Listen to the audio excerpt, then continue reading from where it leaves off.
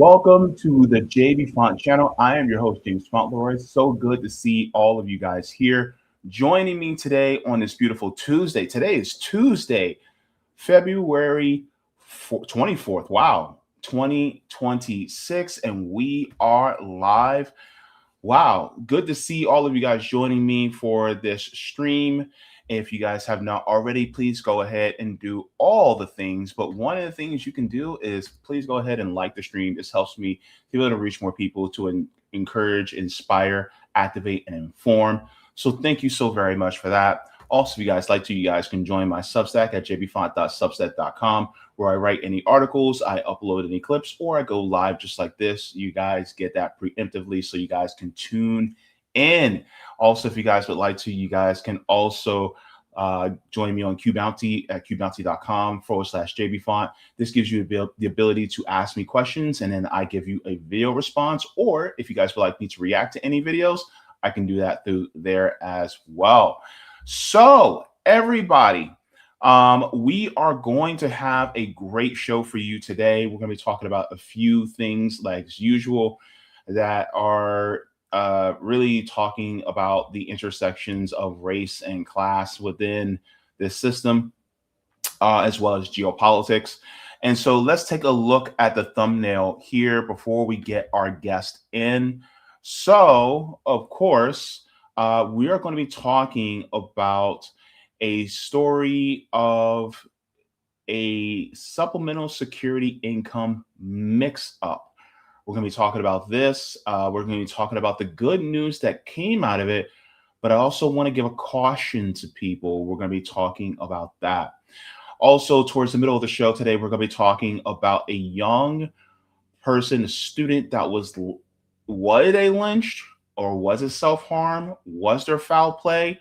We're going to be discussing about that, about a young student that was in Georgia State University that was found dead. So we'll be getting into that. But first, we're going to be discussing all things about Cuba, especially what's going on right now. We have Arturo Dominguez joining to talk about this.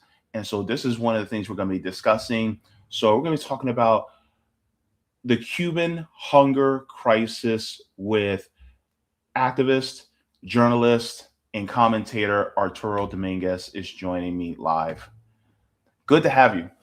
What's up, man? Good to be here. Good to be here. Yeah. Thought it'd be a good one. Thank you so very much. As of recently, there's been a lot in the news, especially in regards to Cuba, about a blockade that has been taking place that the Trump administration pushed for. I just want to ask if you can give us a synopsis of not just what the United States is doing, but what you know on the ground that is happening. I know you've written an article based on what Cubans are going through on the ground. If you can give us just an overview of what is happening. Well, one of the biggest, I think for me right now, the biggest concerns are some of the numbers that I saw about pregnant women, children under the age of 1, and special needs kids who, they need electricity, air conditioning, things like that. You need electricity for ultrasounds. So there's a lot of like prenatal type care that is of concern. There's something over 30,000 pregnant women on the island and over 65,000 children under the age of 1 that are at increased risk according to the Cuban Health Ministry. So, there are a lot of things. The oil embargo affects everything. The grid, the power grid is mostly run with oil power plants. Food deliveries across the island are starting to, slow down or becoming harder to get accomplished. You have emergency services, things like that. The airports, they ran out of fuel for flights on Cuban Airlines. It's crippling the island to a pretty big extent.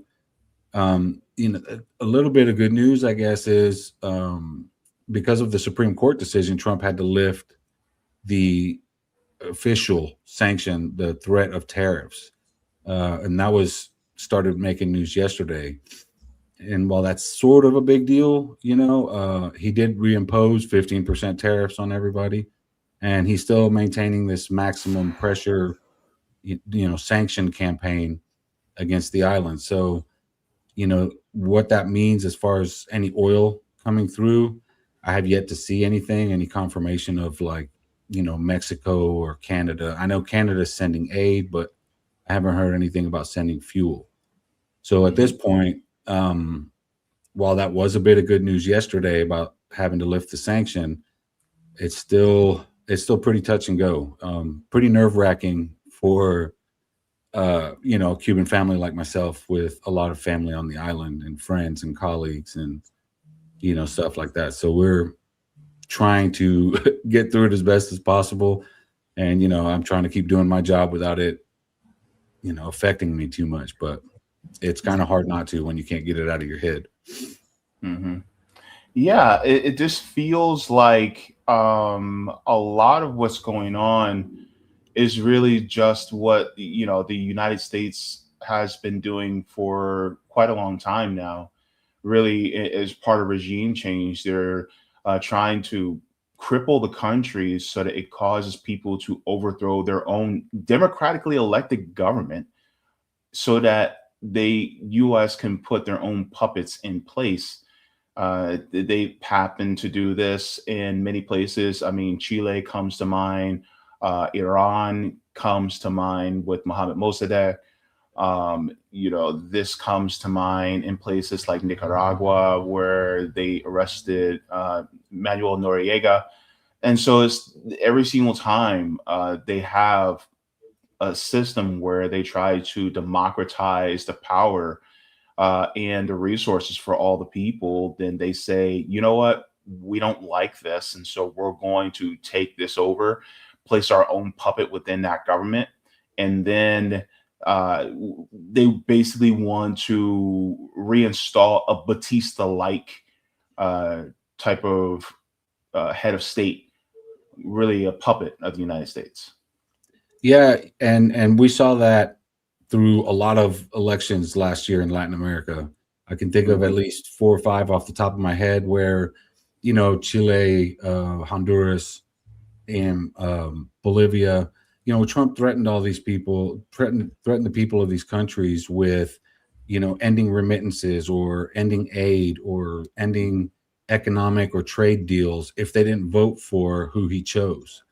That's how we ended up with the son of a Nazi as president in Chile. So, it's really kind of diabolical because, one, our media doesn't report that, right? That Trump is threatening these countries. Even though he did admit after the election in Chile that he intervened in Chile. He admitted that on the tarmac in front of I don't know how many cameras, and no major outlets picked that up. And it just blows my mind that it's right in front of our faces and people just kind of look away. And, this isn't the first time. When in Trump's first term, Elliot Abrams admitted that the sanctions on Venezuela were meant to cause suffering among the people, for regime change. And, interfering in another country's internal politics is a violation of international law, and it goes against Section 2 of the UN Charter.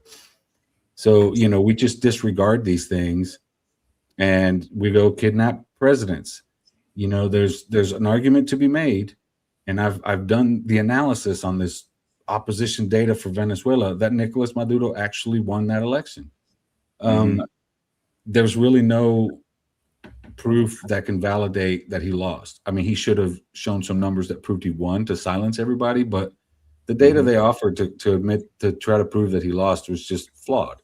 And I did a lot of work on that, and it was just, we wouldn't accept that in this country for his election result. So, when you look at these situations and these maximum pressure sanctions and how they created these mass migration events out of Cuba and Venezuela, because, the timing wasn't a coincidence, right? It's not by accident that right after the maximum pressure sanctions in 2017, you start seeing migration out of Venezuela balloon from 150,000 a year to 2 million. That's not an accident, right? It's obvious. There's been a lot of study done on this. So the idea is to create suffering, right? And to force people, essentially people, to bow to the US's demand for regime change. You Yeah. see that in Cuba for 65 years now. And whatever you think politically of the island, whether communism, not communism, socialism, whatever, nothing justifies, starving 10 million, 11 million people. Nothing justifies terrorist attacks on the island. Nothing justifies blowing up a jetliner, killing 73 people, all CIA-backed terrorist attacks. Yeah. And then the JFK files released that revealed that the CIA was poisoning Cuba's agricultural sector, killing their livestock, forcing Cuba to kill 500,000 pigs in 1 year because they poisoned them with, can't remember what it was, biological agents all over the place. They unleashed diseases on the population. And it's all because when you consider that the Cuban people have had the backing of the most powerful military in the world for 65 years, if they so choose to use it, right, to overthrow their government, and they refuse to, they're sending you a message like, okay, we might have internal problems in our country. We might have, issues that we need to deal with internally, but we're not going to bow to a foreign country. Fidel Castro, whatever you may think of him, was the first president Cuba had that wasn't either installed by Spain or the United States. You want to talk about independence. Cuba didn't gain independence from Spain.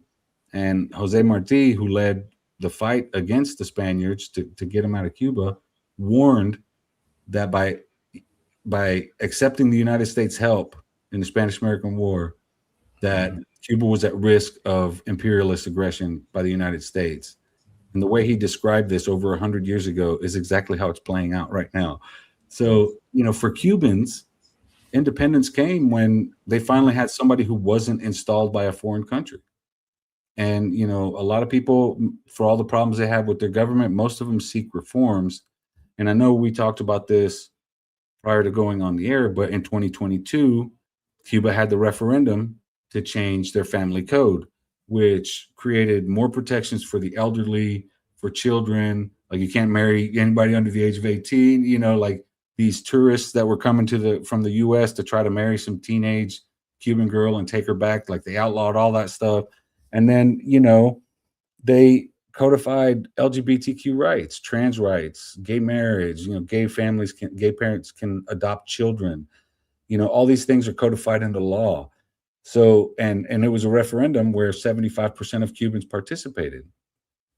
So, when you're looking at it from the Cubans' perspective, and you hear this a lot of Cubans feel like they have a democracy. It's just different. You can't buy your way into their democracy. You can't spend money and outspend another candidate and drown them out or anything like that. So, they do feel like they have a democracy, and the hope for reforms grew when they saw these reforms. They wanted these social reforms, LGBTQ rights, and they got them. They asked for them, they got them, they voted on it.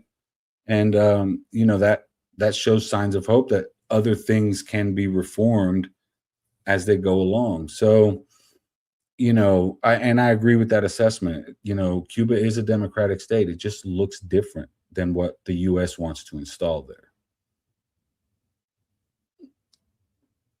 You know what I mean? Like, there's a lot to it, the way they do their elections and things. So, at the end of the day, it was just like with Venezuela, where they tried to say it wasn't about oil and it wasn't about regime change. In the end, it was about both of those. And, they can't argue that this isn't about regime change anymore with Cuba because they've admitted it. Like I said before, nothing, what you think politically of Cuba doesn't justify trying to starve 10, 11 million people. Yeah, absolutely. It makes me think about, because a lot of times the running excuse by the Trump administration, which really kind of follows the same vein of what they use as an excuse to kidnap the democratically elected leader of Venezuela, Nicolas Maduro, and his wife, Celia Flores, is that they said, oh, they're narco terrorists, right? They're bringing drugs into our country. They're bringing in drugs and crime. I want to share this because it is quite ironic for somebody like a Donald Trump to say this when he pardoned a drug trafficker. This is out of ProPublica. It says amid mass ICE arrest, Trump pardoned recipient Juan Orlando Hernandez, giving special treatment. And so after the former Honduran president was pardoned, ICE dropped its detainer on him and he was whisked away to a luxury hotel in New York City. Juan Orlando Hernandez is a major drug dealer and narco trafficker, and he was also the president of Honduras. And so, because of this, it really is laughable that someone like a Donald Trump would go after Nicolas Maduro when most of the drugs actually do not come out of Venezuela. Less than 5% of any drugs come out of Venezuela. If anything, it comes through from Colombia. And so Right. to have that, to have an excuse really just falls flat when you actually look deeper into what's going on. And there's also something else a lot of people have not considered. And this is an article that came out in 2024, which also shows how faulty Donald Trump's claim about trying to fight narco terrorism is, because this came out of Rolling Stone. It says how the United States armed the Mexican cartels. An exclusive excerpt from the new book, Exit Wounds, author Aiva, I don't want to mess up the name, Jusianite, traces the deadly pipeline of assault weapons into the hands of organized crime. And so, this is basically a excerpt of what the United States has been doing, and is supposedly under the press, the explanation of, oh, where we're just trying to follow what what these cartels are doing, so we're just allowing them to traffic them, just to see exactly how these cartels are getting the narcotics through and how they're getting the firearms in. When in reality, they've allowed this to happen for years without stopping them, and they have the hard evidence, but they're refusing to do so. And this is out of Mexico. Yeah, and it's an issue. I mean, it's an issue across the Caribbean and Latin America. I did a report last summer about weapons flooding into the Caribbean. I've done several reports about weapons flooding into all of Latin America. I've talked to a lot of lawmakers about this, and credit to Joaquin Castro and a couple other Latino lawmakers who brought up bills to try to combat this trafficking, and Republicans blocked it. So it's kind of hard to argue this whole law and order business when hardly any Democrats support co-sponsored the bill, and hardly any Republicans even showed any interest. But there are a lot of cases, and most of the guns that flood into Latin America and the Caribbean usually come from Texas, Florida, and Georgia. And they, a lot of them, the report I did last summer talked about how, guns are flooding into Haiti, into Colombia, across, the Caribbean, into Trinidad, things like that. And they've moved from, smuggling handguns to smuggling AR-15 style, weapons.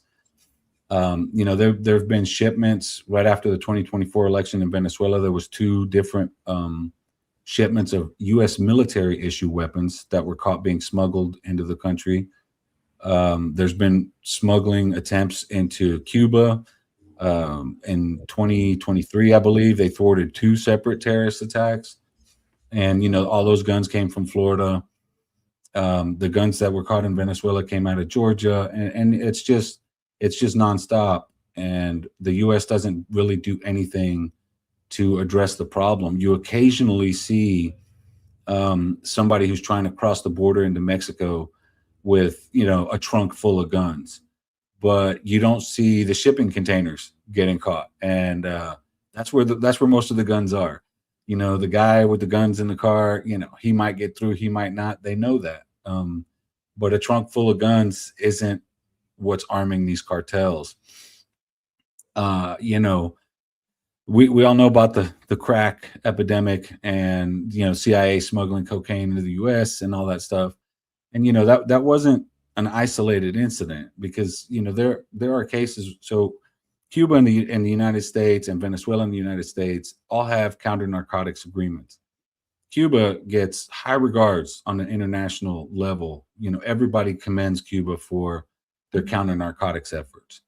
What I always find interesting is how when other countries partner with the United States on counter narcotics efforts, those countries turn the drugs over to the U.S.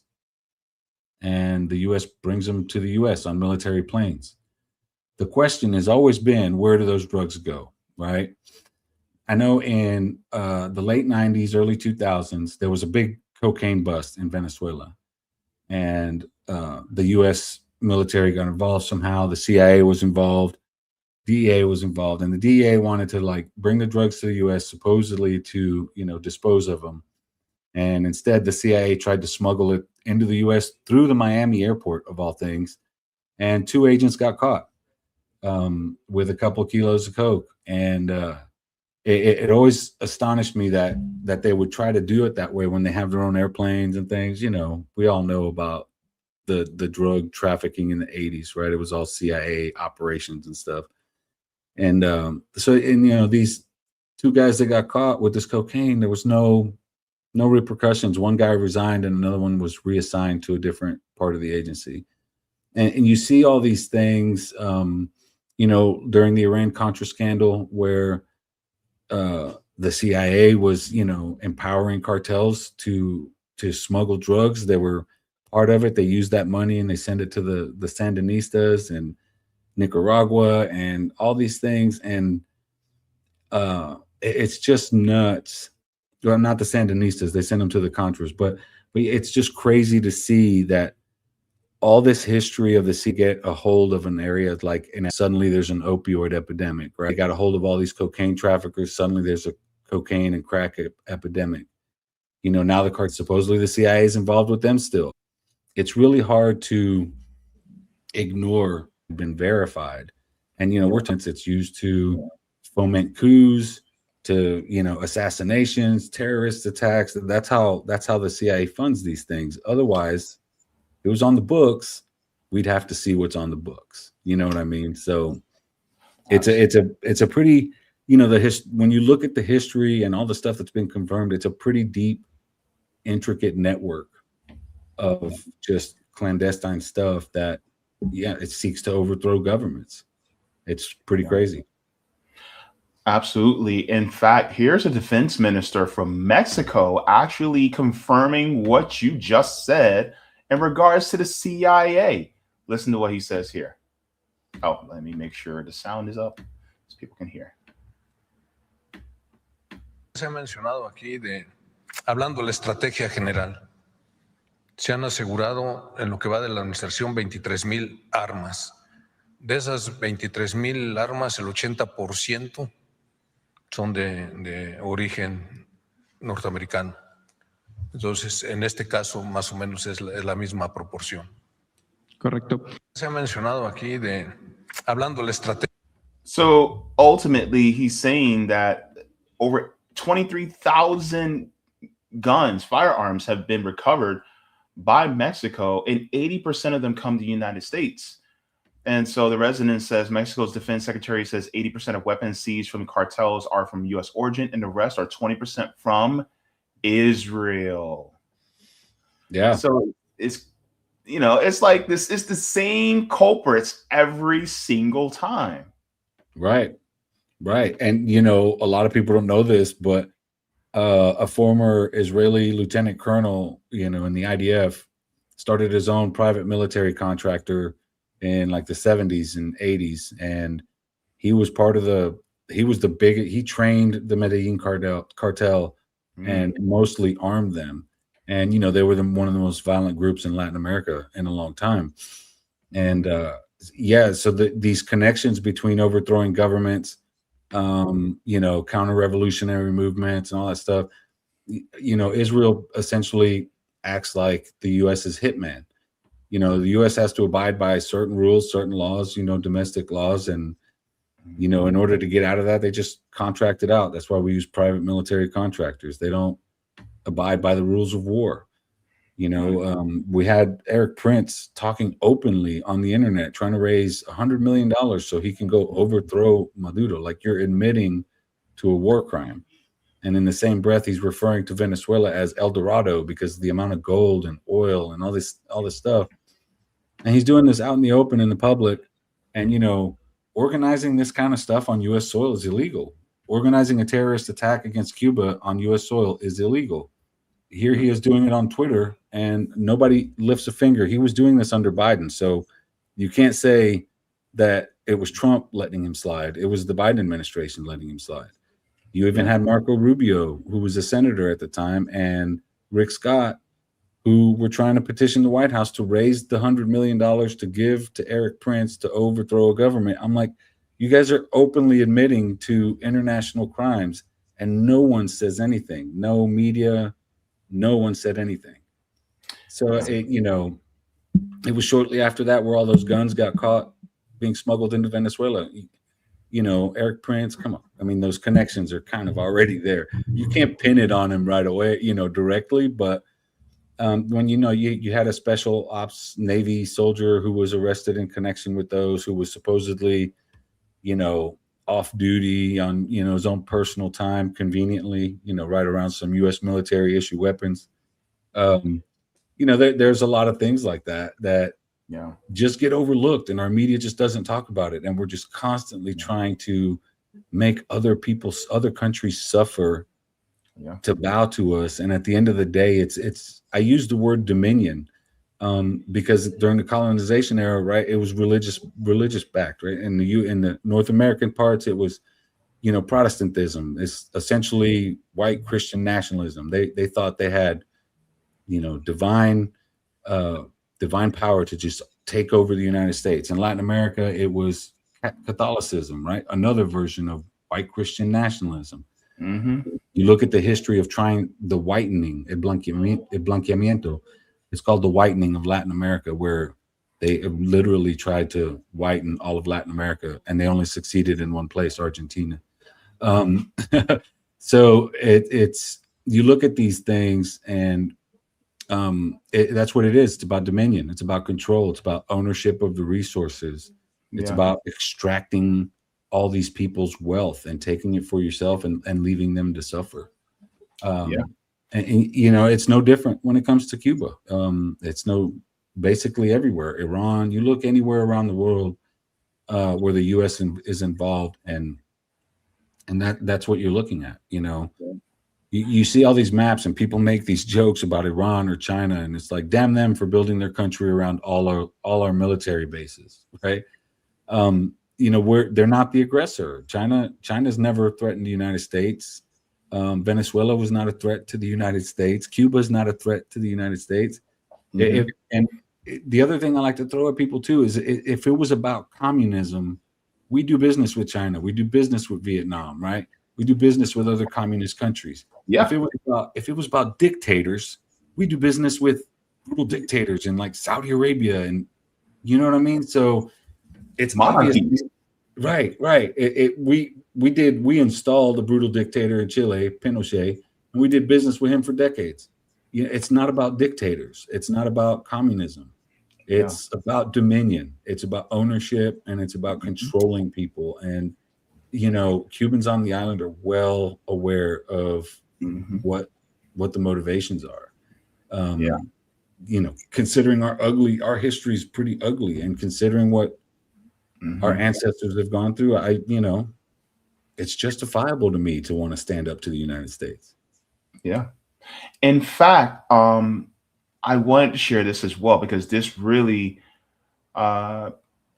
nails down your point. This is actually Secretary of the State Marco Rubio, as he holds two positions, Secretary of State and National Security Advisor, thus making Marco Rubio the second most powerful man in the United States government. So here he is at a security conference in Munich, and here is what he says. This is basically blatant colonialism once again. Let's listen.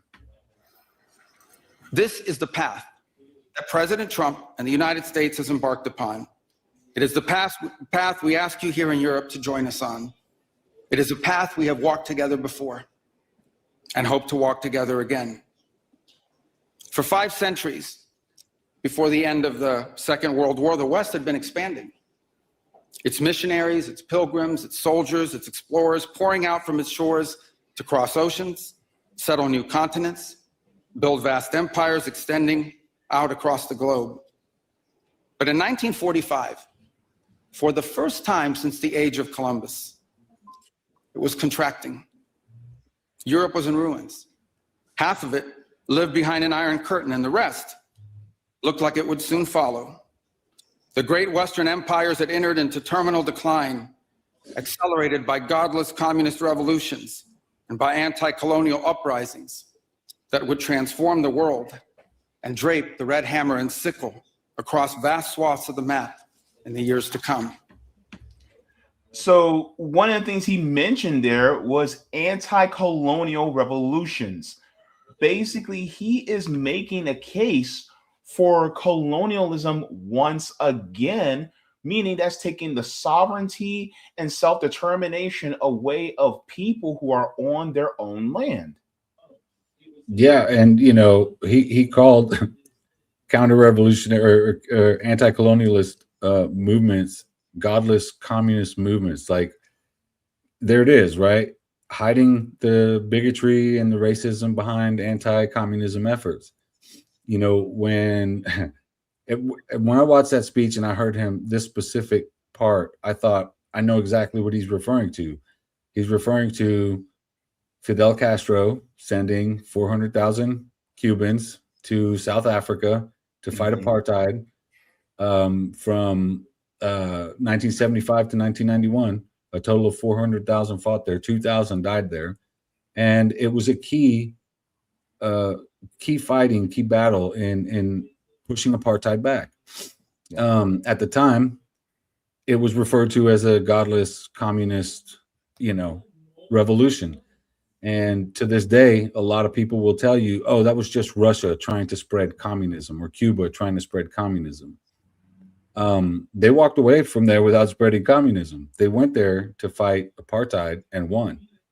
That's another reason why Cuba suffers, right?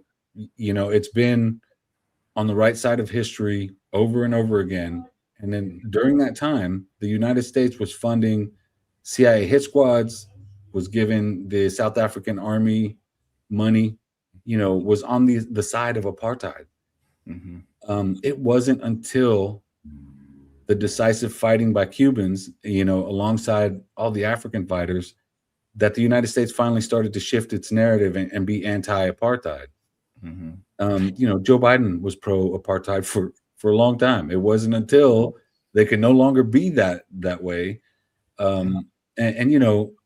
Nelson Mandela, he held Fidel Castro in such high regard and Cubans in such high regard. And I have a pretty international audience, right? I'm read in over 100 countries, but a lot of my audience, especially from South Africa, hold Cubans in high regard. They don't care if they're Miami Cubans. They don't care if they're Cubans on the island. If you're Cuban, they have respect for you because of that.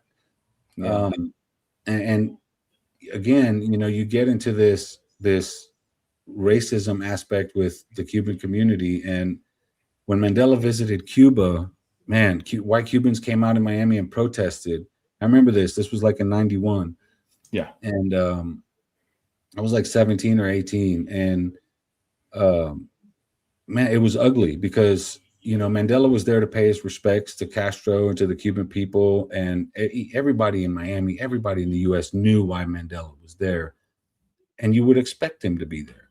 But when they were protesting him and like the black community came out and kind of started trying to talk to Cubans about it, they came off as being pro-apartheid, and again, driving a wedge between the white Cuban community and the black community, just like they did when, their parents fled or their grandparents fled or whatever, the island. And it's just insane to me that, we don't address these things.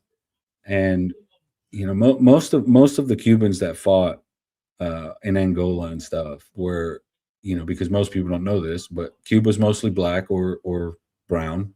It's a non-white country.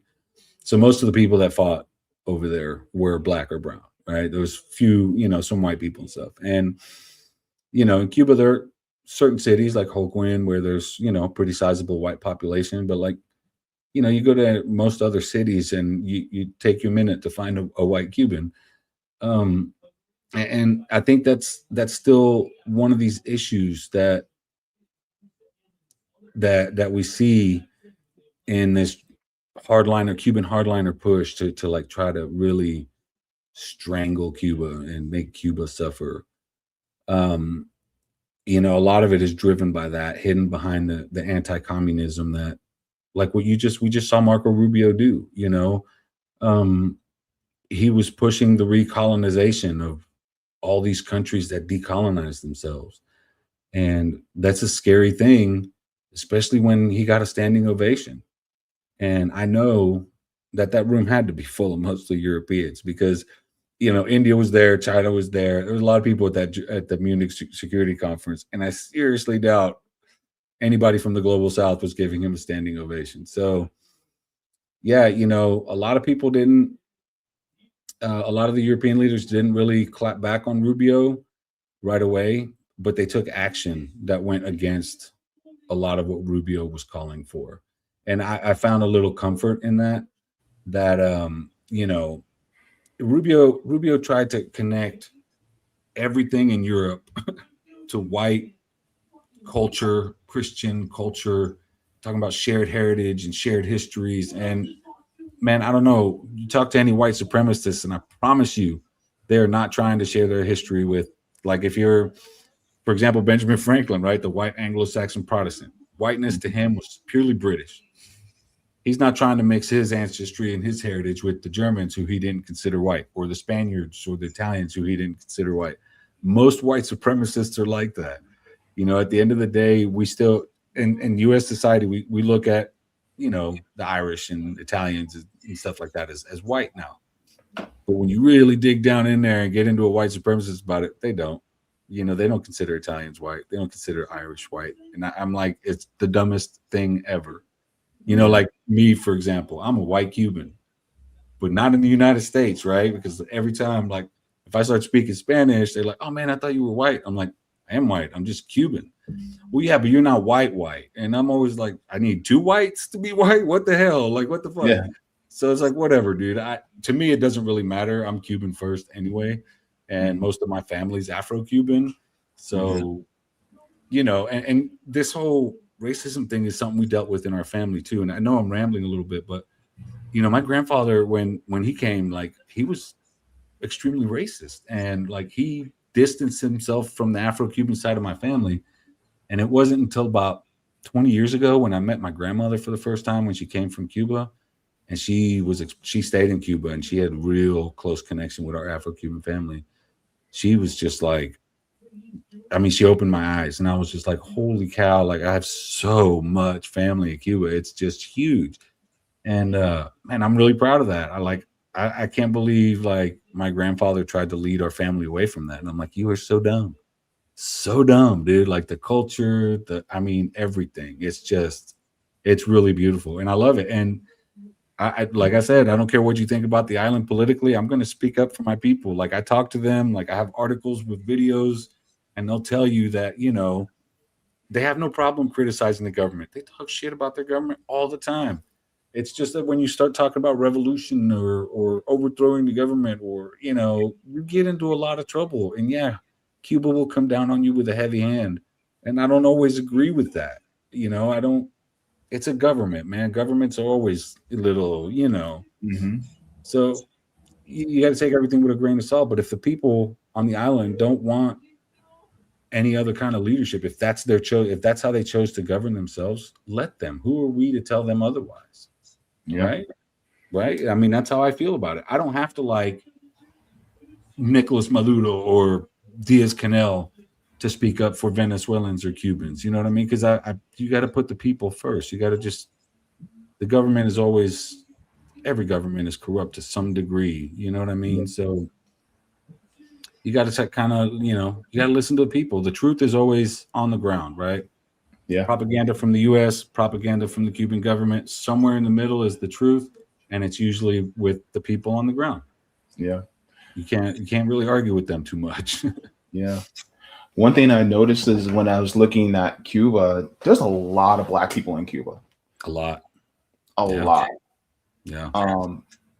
And I always hear, and I think this is why it's so important that we not only listen to people who are on the ground or who can talk to people who are in Cuba. I'm sorry, people who are Cuban who live here in the United States, or people who hear about what's going on in Cuba here in the United States, but also look at what's going on in Cuba, because a lot of times we hear about the anti-Blackness in many of these countries, especially Latin American countries.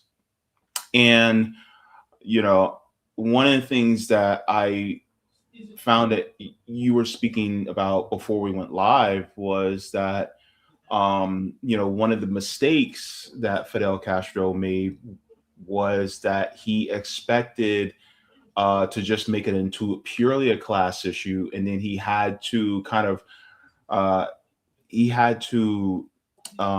amend his stance and say, no, we should have actually also did race and class, or identity and class.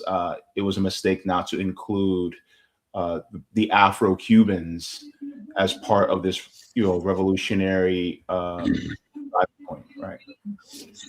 Yeah, I think it was in the late 80s where Castro, pretty much admitted to, not properly addressing race issues. And, once he desegregated the island, yeah, that was a huge plus, right? There was a lot of freedoms granted to a lot of Black and brown Cubans, Asian Cubans, even Jewish Cubans were pretty much on the fringes of society. Yeah. One of the things that kind of worked against him in the very beginning was because before Castro, all the Black community were in the outskirts of society. They had established their own little Black only clubs, little, small little things, mostly shack of a building type situation, because they were segregated from all the other entertainment on the island. Mm-hmm. After he desegregated the island, Castro's mentality was, we don't need that anymore. No more segregated this, no more segregated that. So a lot of those got tore down. That was met with a lot of backlash. Discrimination was still a huge problem after desegregation. Flat out racism was a huge problem. What I call the white flight out of Cuba was a product of that. When Castro first took over, he went after all the drug or the criminal networks, the mafias and all that stuff. And, he started cracking down on them. So they fled. Then the elites fled. All the people with wealth that could flee, they took off right away. But the next two waves after that, those people fled because, communism didn't come to Cuba for at least 2 or 3 years, the Marxist-Leninist ideology and all that stuff. So before communism officially came to Cuba, you had a lot of white Cubans that fled desegregation because they didn't want their kids to suddenly have to go to school with Black kids. This is one of those things that my grandmother was telling me about. And that's when I started looking into it. And this is a huge part of our oral history that we just don't talk about, right? It's ugly. But if not, my view, the reason why I talk about it is because if we don't talk about it and we don't atone for it, you're just raising more generations of racists. And that's kind of where we are now, where we're in a situation where with a lot of Cuban Americans, they're not seeing the hidden racism behind the initial anti-communism efforts. They believe a lot of the stuff that's being told, that's just flat out lies, or being told out of context, about Cuba. There are a lot of things that are really misunderstood. And one of those was when Castro first took over, everyone likes to point to the executions, right? All these people that were killed by firing squad, whatever. They had, speedy trials. The thing about that is most of the people that the Cuban government killed after the revolution were people who committed mass murders under Batista. under Batista's government. The people of Cuba, the public, all 12 million of them, were calling for justice. They wanted retribution because a lot of their children or their parents or who were killed by these wealthy, elitist Batista people that hired hit squads to go kill people. So, you know, there's a debate about whether some people got caught in those, you know, executions that didn't belong there. And that's a fair argument. But you can't overlook what drove those arguments, right? It was the Cuban people wanted, what drove those trials was the Cuban people wanted justice. And after the revolution, you couldn't trust the judges. You couldn't trust anybody because everybody was bought and paid for by the mafia, the Batista regime, the United States, you know. So they had to set something up, and that's what they did. Do I agree with that? No, probably not. I probably would have handled that differently, but you know, that's just the truth of what happened. And you know, when you don't include that context, you start to paint this image of, you know, oh, these communists, they just walk around shooting people in the face like we do in the United States, right? You know, that kind of stuff doesn't happen in Cuba. You know, very rarely do people get shot in Cuba, and you know, extrajudicial killings are a drop in the bucket compared to ours. It's just crazy to like take so many things out of context. And you know, you hear a lot of stuff about the blockade isn't real, the embargo isn't real, everything is the Cuban government's fault. You know, the U.S. didn't have any say in the suffering of Cubans, but you know, the State Department calls it an embargo. That's the word they use. There are more than 1,000 sanctions. We're talking 65 years. You know, Cuba can't buy anything with more than 10% U.S. parts in it. So that's pretty much everything, from medical equipment to stuff to upgrade the power grid to parts for your garbage truck. You know, that kind of locks Cuba out of a lot of stuff.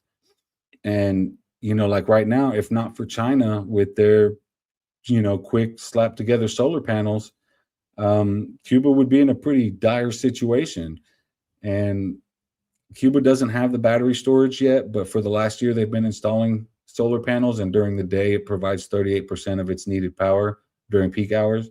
Had they had storage capacity, it would function like that 24/7. You know, they're doing those upgrades now. You know, it's an emergency situation. China's delivering a lot of stuff, and you know, they're upgrading their whole grid to be solar. And you know, hopefully using the oil power plants as like backup. So yeah, you know, there's just so much that you hear from Cuban Americans that really don't make sense about Cuba. You know, they talk about repression, right, as like this massive human rights thing, and yeah, it's an issue, but it's not as broad as they say it is. And you know, you can't say that the Cuban government hates its people or makes its people suffer intentionally when it provides housing, healthcare, and education for free. You see, there's a lot of things that are very duplicitous, right? They don't make any sense when you just kind of scratch beneath the surface of these wildly hyperbolic statements. Yeah. And you know, that's kind of what I've been doing, you know, for the last several months. It's just been debunking stuff, especially with these escalations against Cuba by the United States. Cuba's becoming more of a conversation, even though it's not in the news. Yeah. But it's very easy to debunk a lot of the stuff that's there. And I do it using U.S. government data. I'm like, you know, the U.S. government disagrees with you. Here's a link. And, you know, I try to shut down a lot of conversation, a lot of negative conversation because of that. Because the more you let that stuff go, the more they just justify or rationalize, I should say, starving people and making them suffer. It's kind of interesting, though, because people who say, well, Cuba is a dictatorship, I'm like, but even in our own United States, the National Institute of Health, they've actually been allowing gender-affirming surgery for Cuban trans people since the early 2000s. So if that's if they're repressive, then why are they giving gender-affirming surgery? Yeah, and that's the thing. Like, so what is freedom? You know what I mean? That's where we get to this point. What is freedom? Like, I can't afford health insurance, right? I sometimes struggle between prescriptions and groceries at the end of the month. I'm a stroke survivor, so I'm on a lot of medication.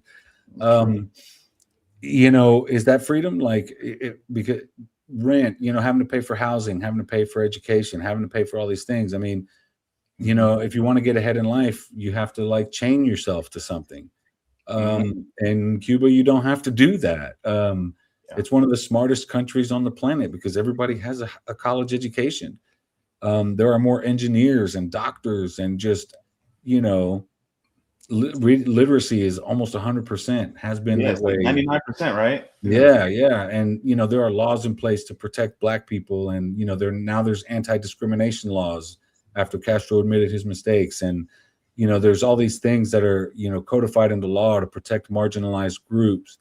And, if your argument is that, Cuba is repressive when it comes to like anti-government rhetoric, okay, you can make that argument, but you can't make it without addressing all the other successes regarding human rights in Cuba, because they have a lot of rights that we don't. You got to give credit to Cuba because almost every Latin American country, even the right-wing ones, have some form of universal health care. All these so-called third world countries that are so much poorer than us, well, they're so poor they can at least provide health care, at least a basic level of health care for their populations, and it's something we refuse to do. Cuba doesn't have homeless people. We have, almost 1 million.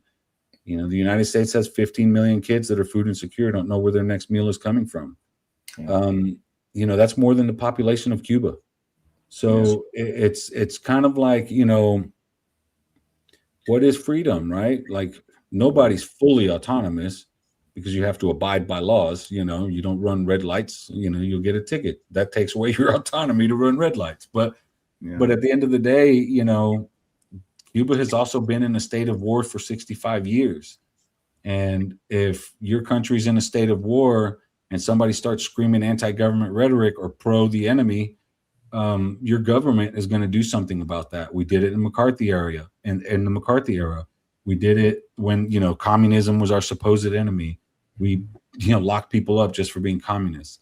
We locked up Japanese people just for being Japanese during the World War. So, it's kind of hard to claim moral superiority when the rest of the world can just point at you and say, well, you did it too. You can't say, like, another thing that drives me nuts, extrajudicial killings in Venezuela. Everybody else, a bunch of people will tell you Nicolas Maduro killed 20,000 people.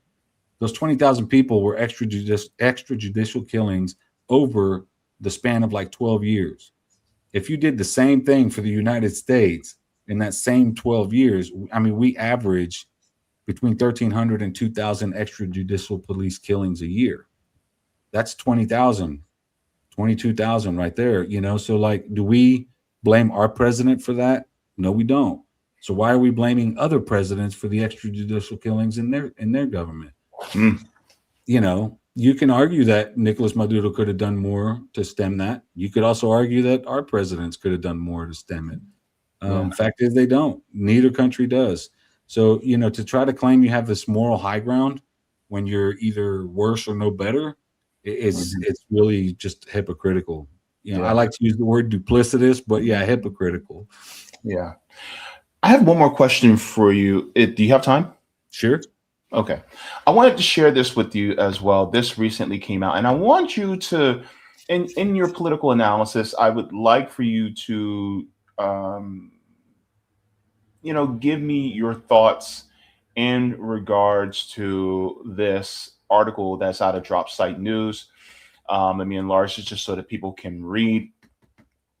And it says, Secretary of State Marco Rubio has reportedly held secret talks with Raul Castro's 41-year-old grandson and close confidant, Raul Guillermo Rodriguez Castro. Axios reports, citing 3 sources familiar with the discussions, including a senior Trump administration official. The outreach bypassing Cuba's formal leadership suggests Washington views the 94-year-old Raul Castro and not President Miguel Diaz-Canel as Cuba's ultimate power center.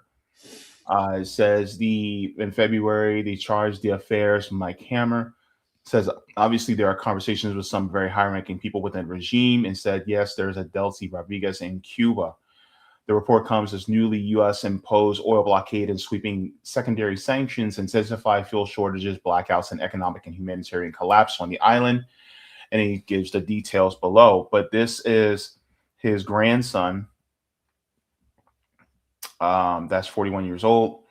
So, you know, I think it goes without saying that there are some people who maybe you know, have some privilege, or they live in places like Miami where they are now talking about what's going on in Cuba, but they want to have a regime change because they basically they're like a Karina Maria Machado type. Yeah. But I just want to get your thoughts on that. Yeah, I don't. I've was skeptical about this from the beginning about these meetings. You know, I reached out to everyone to try to confirm it. I even asked Mark Caputo from Axios about it, and you know, it felt like psychological warfare, specifically because of Mike Hammer's statement. We have a Delcy or whatever over there, and I refuse to believe that. You know, I also reached out to the Cuban government and, you know, asked if they can confirm or deny that any of these talks are happening. I didn't get a response. And you're in this type of a situation when it's tense, you're probably not going to. They're going to, you know, say the least amount as possible. But, you know, I think it recently, yesterday or today, somebody was saying that this was all debunked. I don't know that it was. And it is possible that they were having these talks, but you know, no offense to the grandson, but the dude's kind of dumb. He doesn't. I don't know that he really has any power. Access to his grandfather, sure. Is his grandfather going to listen to him? You know, I don't know. The thing is, you also have a 400 and something seat legislature in there. You have an entire governmental structure in there. You know, you can't just negotiate with one guy. And I assure you, Raul Castro is not going to be your Delcy Rodriguez or whatever Mike Hammer was trying to suggest. If that's who you think you're going to turn against Cuba, you're sorely mistaken. I mean, have you not been paying attention for the last 65 years? So yeah, that's where I started having doubts. Like, what does Marco Rubio think he's going to accomplish by talking to the grandson and not the president of Cuba or the Minister of Foreign Affairs, or try to reach out to Castro directly? Raul Castro is not opposed to meeting with the U.S. president. He has before several times. He hung out with Obama, welcomed him to Cuba. Diaz-Canel's not opposed to meeting with U.S. presidents either. And, Cuba's always been really open to working with the United States, economically and stuff like that, just not internally. And I don't know. I still have my doubts about whether that was legit, because, my big question for Mark up there at Axios was, you said in his article, he said multiple sources in the White House that are familiar with it. And I get it. You can't name names when it's on background and stuff like that. But we're also talking about a White House that lies constantly. You're also talking about Marco Rubio, who lies constantly. We just watched the White House commit, I don't know how much psychological warfare against Maduro, and it didn't work. They tried to threaten him with a whole Navy fleet. It didn't work. So they had to go kidnap him. I think it was to try to create some form of panic. And, Mike Hammer was doing a tour across the island where he was, trying to meet with Cubans, and he was being protested everywhere. And, he had given that up when he came out and made that statement about we have our own Delcy Rodriguez in Cuba. Yeah, I just don't know. There's just not a lot of support for any of that on the island. And whether those conversations are happening or not, I think that talking to a grandson really limits how much your message is going to get across through the whole of government, just because he's not involved in it in that way. Yeah, it reminds me of Darth Helmet in Spaceballs. Oh yeah, your father, brother, sisters, cousins, former roommate. So what does that make us? Absolutely nothing. Right, So right. That's Baseball awesome. Reference in the Jaybefaunt channel. This is a first, but yeah, that's a good one. That's a good one. But yeah, yeah. I think at the end of the day, you do have some, opposition forces and people in Cuba, but as every CIA report for the last 65 years that's been made public shows, that the government just has way too much support, and you're just not going to undermine it from within. There's just not enough people there. Again, if with the backing of the most powerful military in the world, I think 11 million people would have overthrown their government a long time ago if they wanted to. And I think it's high time people start getting the message. Like, just like most Cubans on the island I talk to say, just lift the sanctions and leave us alone. That's it. Just leave us alone. What's wrong with that? Yep, absolutely.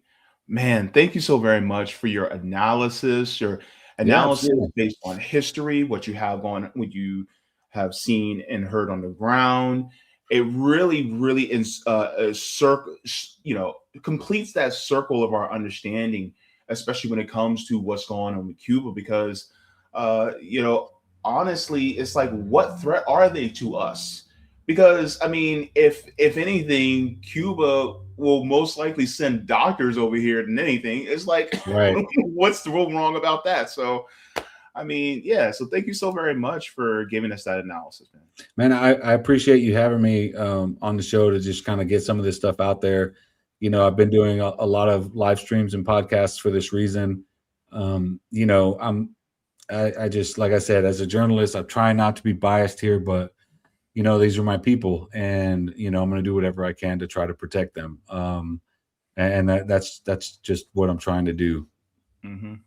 Absolutely. Thank you so very much. Appreciate it. If you can let people know like where they can find you, what you have coming up next as well. Yeah. On social media, it's at Extreme Arturo, pretty much everywhere.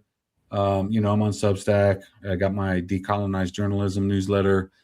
And at the moment I'm just keeping an eye on Cuba, still working on that.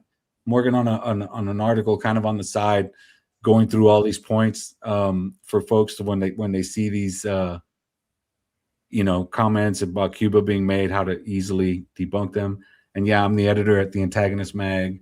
I cross-publish most of my work at Antagonist. So if you want to read it for free and subscription fatigue, you can go there. There's no newsletter function on Antagonist Mag, so if you want a newsletter function, unfortunately, you might have to go to Substack.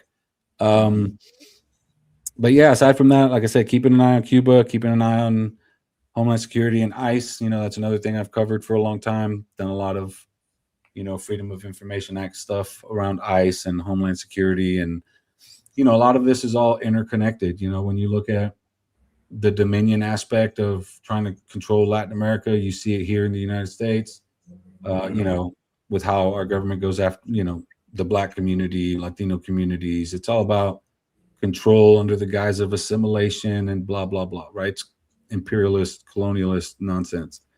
Mm-hmm. So yeah, it's all basically connected, man, through white Christian nationalism. And, that's, the more people can see that, the more we can get accomplished, I think.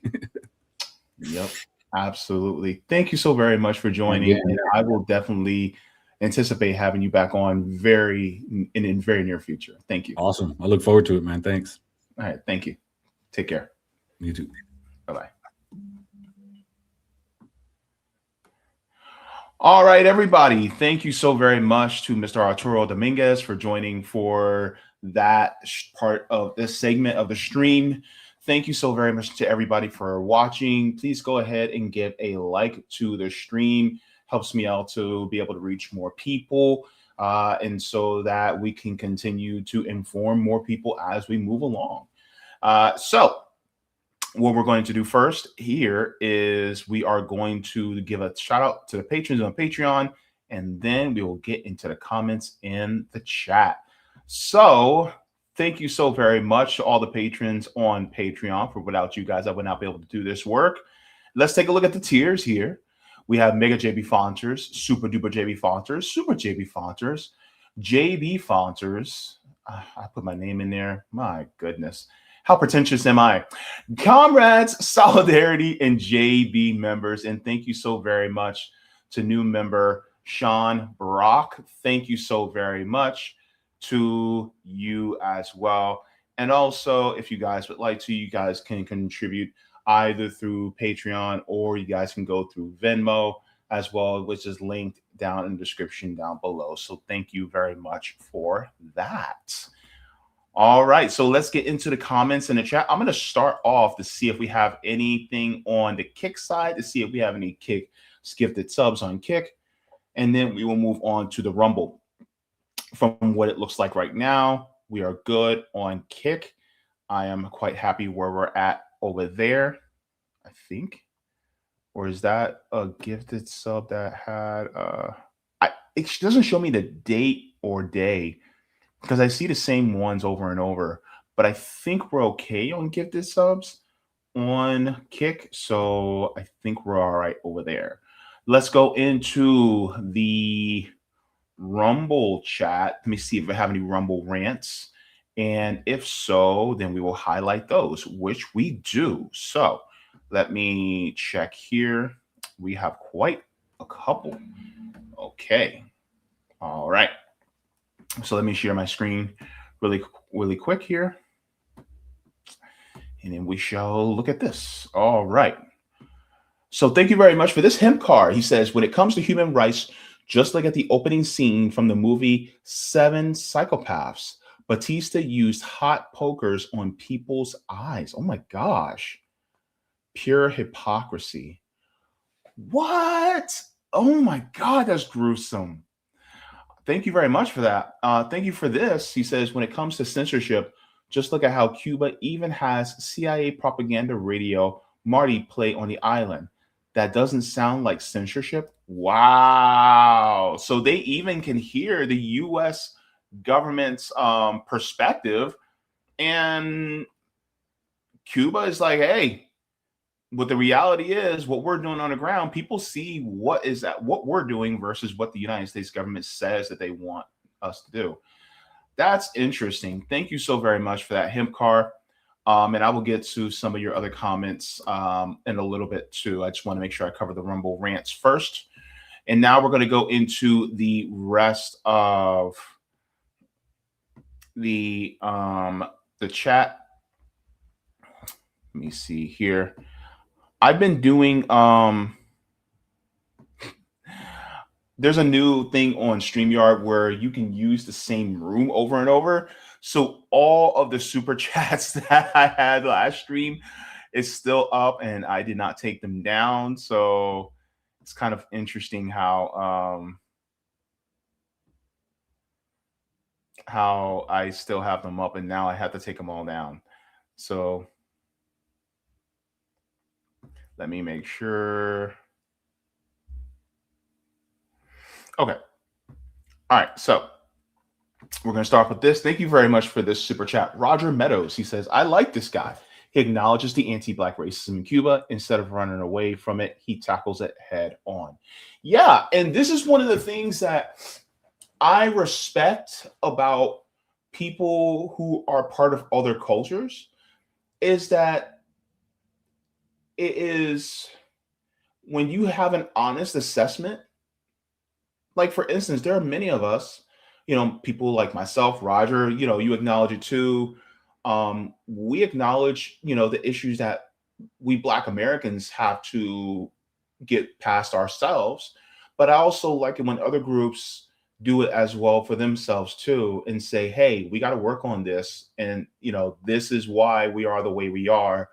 But we are decolonizing our mind systematically over time. It's a gradual decolonizing of our mind, because of colonialism from the European colonial powers is the reason why we have the mentality that we have now, and we're trying to, slowly but surely get rid of it. And that's fine as long as you're doing the work. Then that's the point. And I appreciate Arturo Dominguez to acknowledge that. That really shows solidarity and maturity on on his part, especially people who are like him, who are working towards not just the anti-racist part, but also the decolonization part as well. So yeah, I agree with you wholeheartedly there, Roger. Really top-notch guest that I brought on. And by the way, I was recommended to him by Ben Norton.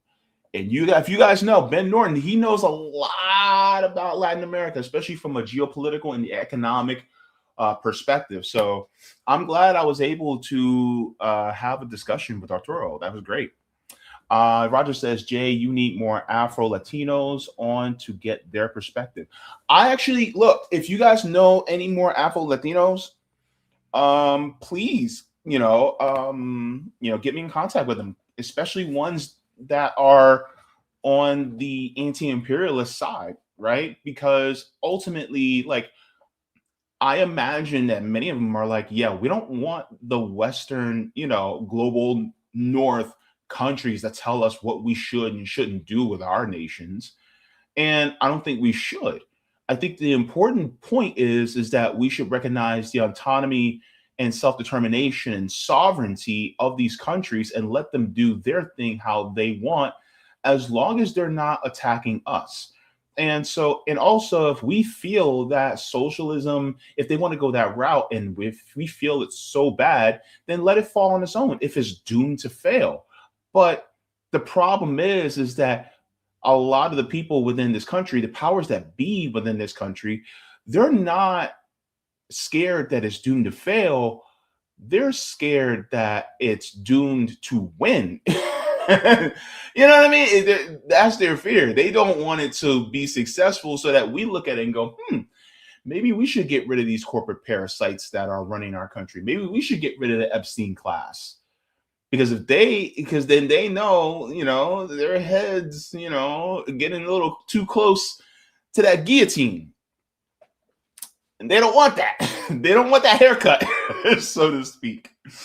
All right. So thank you very much for that. And thank you for this, Roger. He says, Jay, you need a pep talk. Come on, Savvy, Zoom in tonight, bro. I might. I know the State of the Union addresses tonight. I'm not covering it because I got disappointed as hell last time when Trump spoke. I'm not going to put y'all through that again. But hopefully, I will get done with my editing early enough so I can just chill. But if I have some time, then yeah, I'll stop into the Savvy Sabs After Dark and we'll have a conversation. All right. Let me check to see if we have anything else. Yep. Okay, so let's go into the rest of the chat. And I hope I didn't miss anything. Let me know. All right. We have CBC voter coming in saying happy Tuesday at JB. Roger asks, what other times and days are you on? I'm thinking about expanding. Okay, so I should do a poll. I think I'm going to do a poll on the community tab of this channel. And I'm going to ask if I should do a live reading on my channel, because I've been lax in doing the readings like I want. Should I do a live reading? And I'm wondering if I should do it on Sundays or Thursdays. The reason why I said Sundays or Thursdays, because on Sundays I'm free and Thursdays I'm free. But the thing is, I don't my days that I go to the gym are Monday, Wednesday, and Friday, right? And so by the time I get home from the gym, I want to, you know what I mean? I want to knock out. And so I wonder if I should make that into a poll and see how many people vote. And then, because I'm kind of playing with, because the problem with doing a live stream like this is that there's a lot of research and planning, and then I have to make clips and things like that, versus me just doing a reading. If it's a live reading, all I have to do is do the reading and then go through the chat, and that's it. There's necessarily no need to clip. There's no need to do all that extra work. And so, you know what I mean? And so then there's still content coming on, but I also am continuing the education work that I want to participate in. You know what I mean? Does that make sense? You know, that's what I want to do. So I'll probably just put a poll in there for that. Human Rights for All says the question needs to be asked why the USA was kicked out in the first place. And here's the thing. When you start to read about Cuba's history, you read that they had plantations. And those plantations had Black people on them in Cuba. Those were sugar plantations under the Batista regime, who was a puppet of the United States government. And so then a lot of the people who complained, a lot of the white Cubans who complained, who come here, who fled here, they're like, oh my God, my family farm was stolen by the Castro regime, when in reality, it wasn't a family farm. It was actually a plantation where they actually enslaved Black Cubans in order to be able to process the sugar so that they can sell it back to the United States. And then before Vegas was Vegas, it was Cuba. A lot of people don't talk about that. And on top of that, like rates of homelessness, you know, the health and literacy was terrible. Rates of prostitution was rampant in Cuba until the revolution, and then all that got reversed. You know, and that's the thing a lot of people don't talk about. And I think it is important that people realize that. And also, by the way, do not let Marco Rubio talk to you about, oh, well, my parents fled communism. No, baby. They actually left voluntarily before Castro really took over. Castro and the Socialist Party took over. And so they were already here. And so this whole, oh, they fled communism. No, they didn't.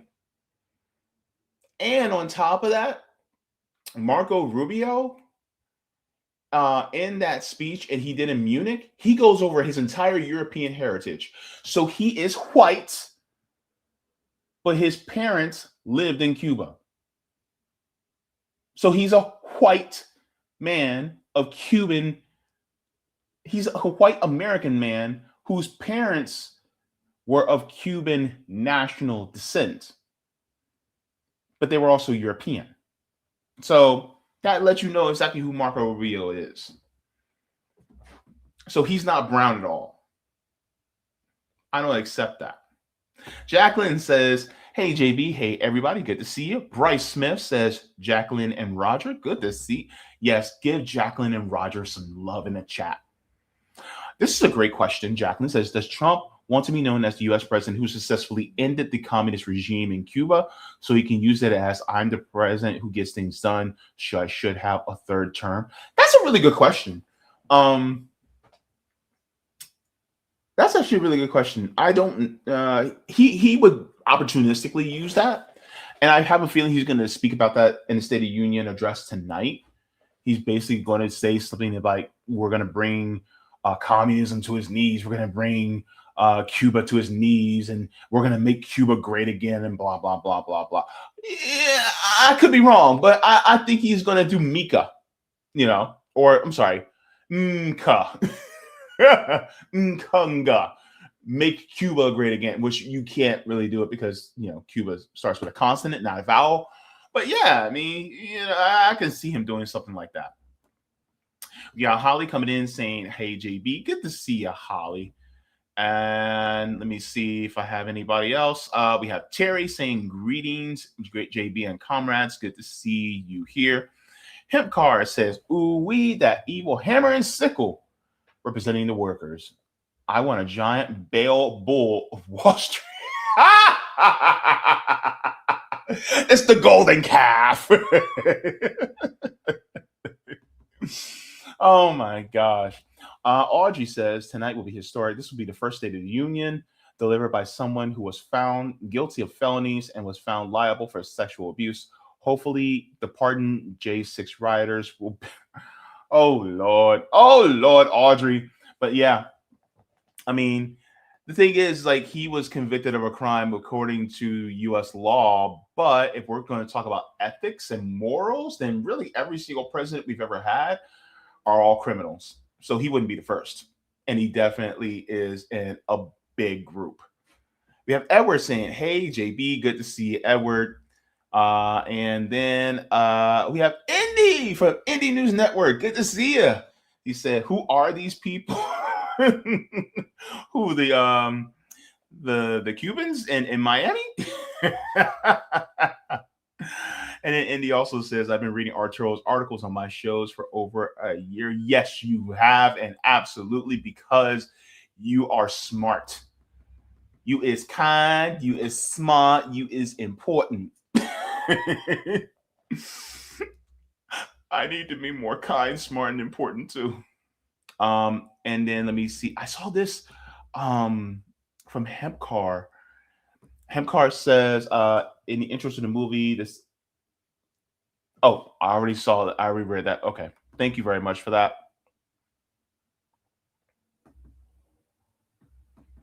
And I just want, we have Kime saying JB in the place to be, and he's got what it takes to rock the mic, right? Okay.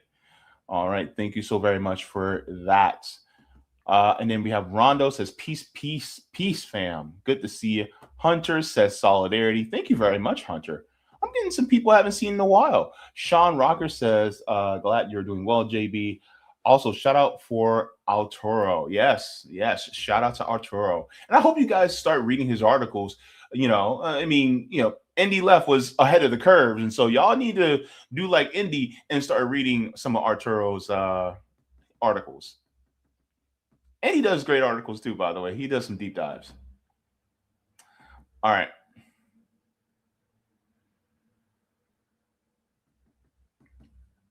Let me see. Tia says slides in and pretends that I was here the whole time. All right. Serena says, if you don't mind me asking, are you still going to have Rome on? Of course. Absolutely.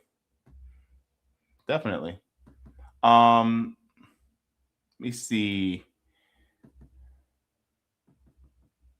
All right. So we're going to go into the next segment. All right, guys, let's get this party started. So, of course, let me get rid of that right there. What in the world? Okay. We talked to Arturo Dominguez about Cuba and what's going on over there, about how they are starving Cubans systematically, on purpose, by the way. But we are now going to talk about something heavy. I want to get into this story because it is absolutely necessary that we talk about.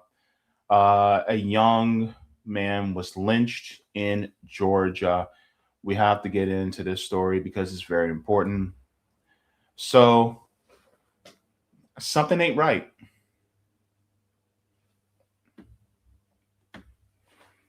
Something ain't right about this story. Black people, I need to talk to y'all for a second. We have talked about this over and over for years. And every single time we hear the story about a Black person found hanging from a tree or hanging from a doorstep or porch, because the reason why I say doorstep or porch was because of Norris Richardson was found on a porch hanging. A lot of times when I talked about the different stories about this happening, it happened multiple times last year. We hear the same excuse from law enforcement time and time again. We didn't see any foul play. And a lot of us are like, wait a minute. Knowing our history over the last 400 years, You mean to tell me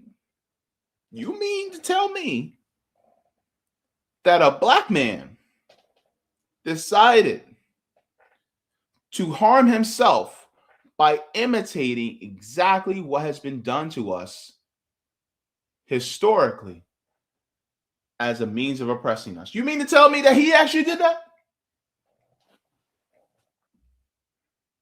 So I want to get into this story because a lot of people need to know what happened in regards to this young man. And his name is Kyle Bassinga. A lot of people have not talked about this story, but I will, because we have to talk about the issues that happen within the Black community as well, because this is also tied to this capitalist system. And so we're going to talk about this, about what happened to Kyle Bassinga. Let's get into it now. It was important for us to address the tragedy that has occurred here within our county. Cobb County Chairwoman Lisa Cupid and Police Chief Dan Farrell gave an update about the death of 21-year-old Kyle Bassinga. Bassinga had been reported missing February 14th. Days later, his body was found hanging from a tree in Fair Oaks Park.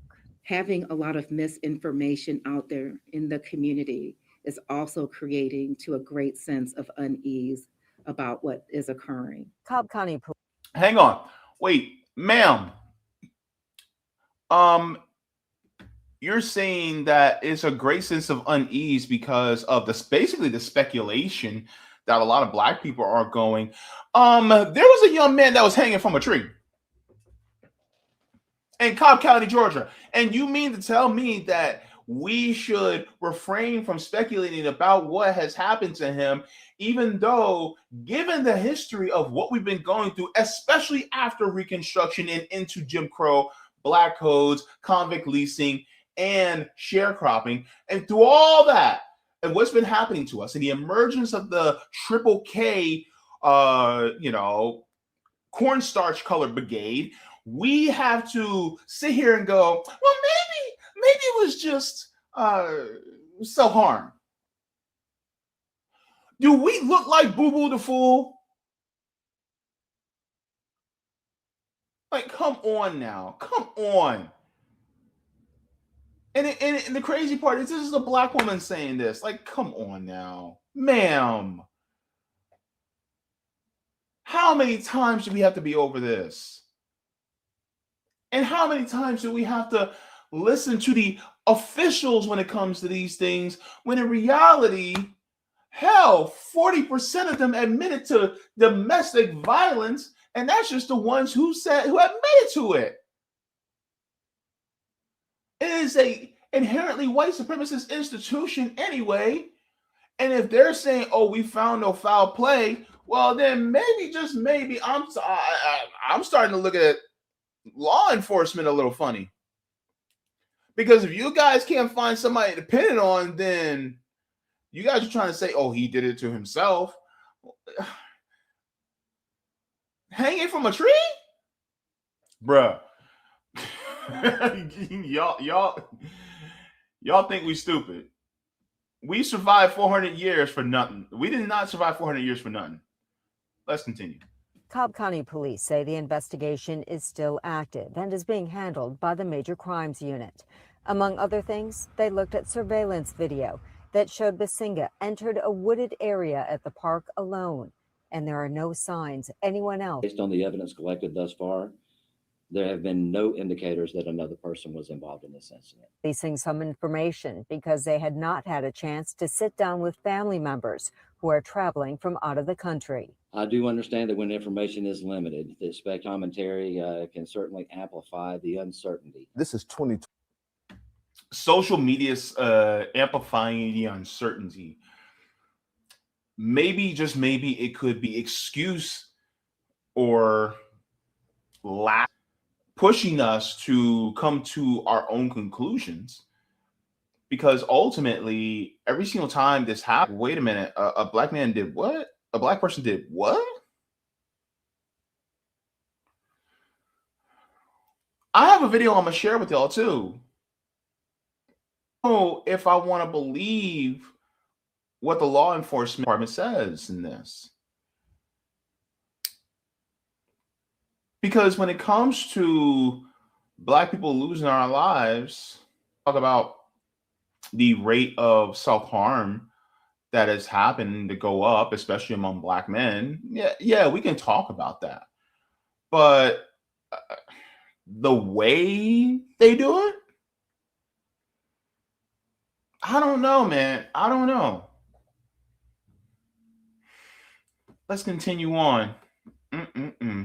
This is weird. This is weird. This is 2026. We hope this didn't happen, but we want to make sure that we really pay attention. Gerald Rose with the New Order National Human Rights Organization says he's been contacted by people across the country.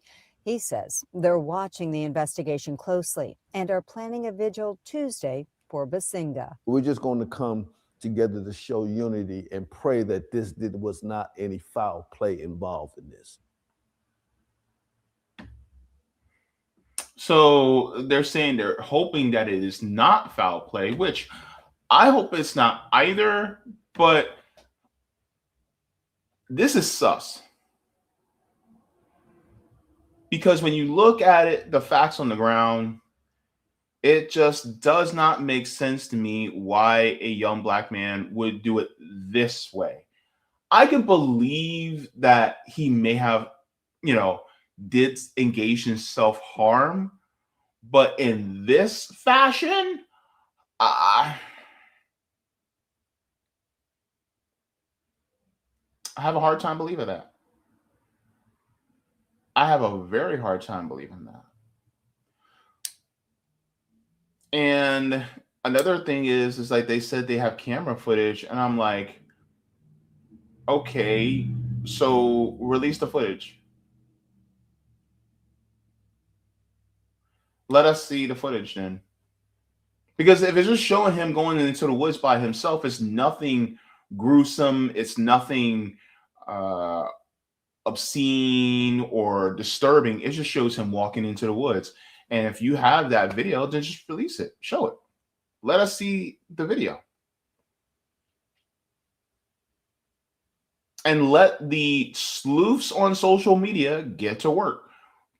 Because I can tell you this right now, what happened to Epstein, they got to a point, they said, there's a minute missing.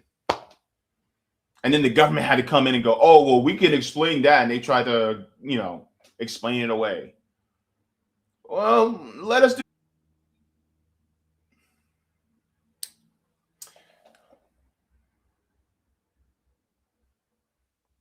And it is important that comes to that we do not allow by a system that has subjugated us to this. And the thing is, it's like I don't trust institutions because who authored the 94 crime bill? Right? These bills, these courts, the public defenders, the prosecutors, they're all part of the system. I'm not saying all people like the public defenders are, but the thing is, like, their jobs are, I'm saying some of the public defenders, not all, but their jobs are also weighed upon them so much, and they have such a huge caseload that they can't even properly represent the people who can't afford an attorney. And then, of course, you have the prosecutors, the district attorneys that are also there for the state, but they're also for the institution of white supremacy that the state has embedded within it.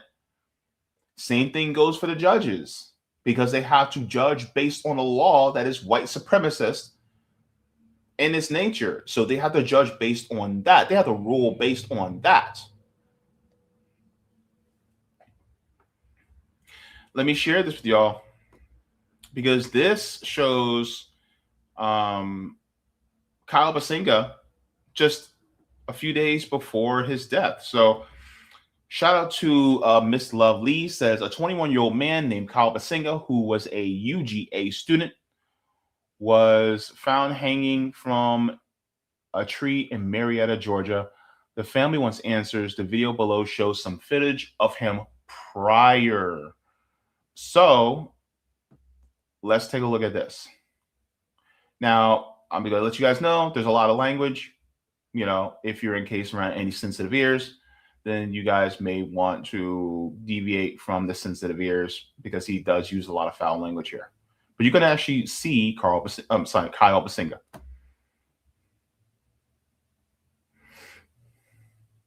Sense to you, bro?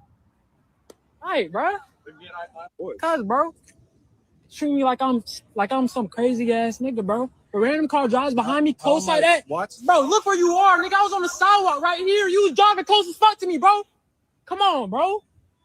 I'm just gonna tell you again to chill out and stop screaming and don't get in my face, okay? That's the last time you're gonna get in my face. I'm not even close to you right now, gang. Just give me my shit and I can go about my business. Cause this is low-key illegal what you just did. You just checked me for no reason.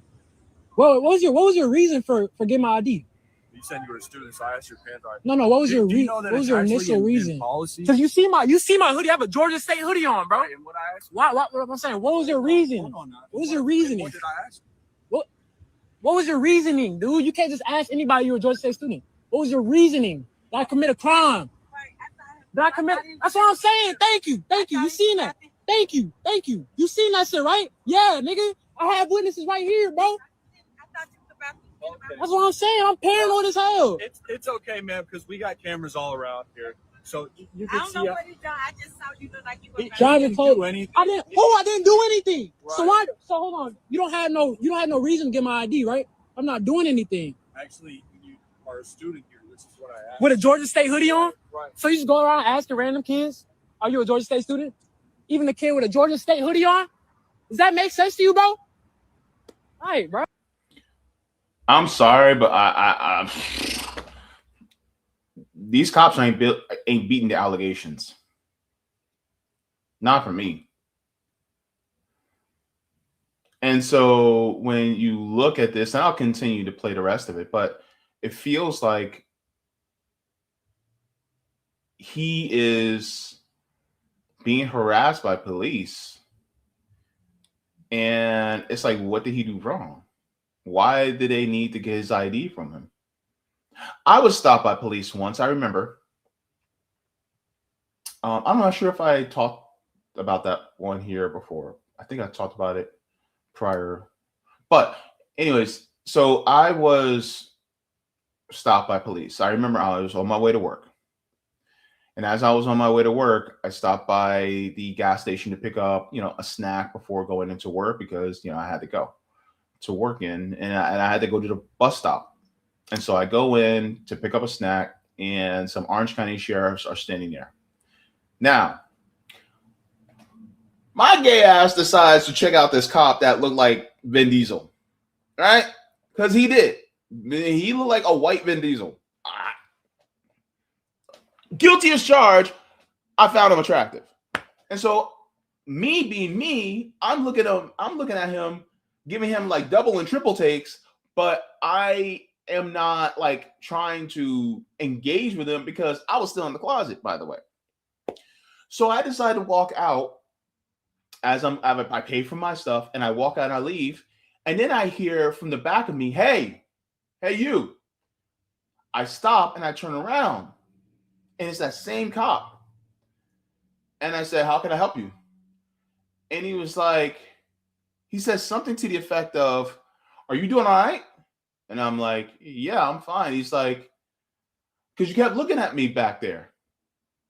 And I was like, yeah, you look like somebody famous. And he goes, really? Who? He said it like that. And I said, Vin Diesel. And he goes, oh, yeah, I get that a lot. You got your ID on you?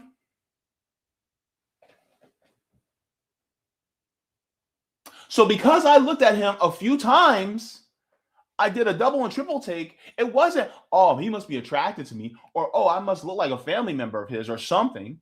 It's, he's suspicious.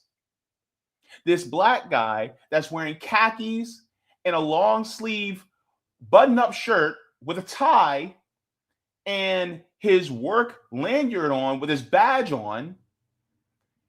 Apparently, he must be up to something no good, so I need to stop him and run his ID. And so, me being me, I said, all right, here, boom. He calls in on his radio because he's trying to check to see if he can get an arrest, because to see if I have any priors, to see if I have any convictions, any warrants, nothing like that. Boy, I am clean as a whistle. And he's like, all right, hands it back to me. And basically, I can go. And that was me then, not with the knowledge that I have now. The me knowledge that I have now, after I got my ID back, I'll be like, bro, why'd you stop me? What crime did I commit? I would have challenged him right there. After I'm free to go, I'm like, why'd you stop me? And the me now would have been like, he would have been like, oh, you look suspicious. I'd be like, because you fine, bro. What, I can't look? And I would have had him blushing. But at the same time, it didn't matter. Me giving you a double or triple take doesn't mean that I'm suspicious. And so I bring that up because if I'm not suspected of doing something, I don't know, maybe I kept looking back because I had the fart. Who knows what it was? But you want to stop me? All because I gave you a look a couple times? That's not a crime. You know what I mean? Anywho, so I know what he feels like. I know how he feels. Let's continue on. See you, bro. All right, bro. Again, I hope you get the help you need, man. All right, what's up? I'm calm.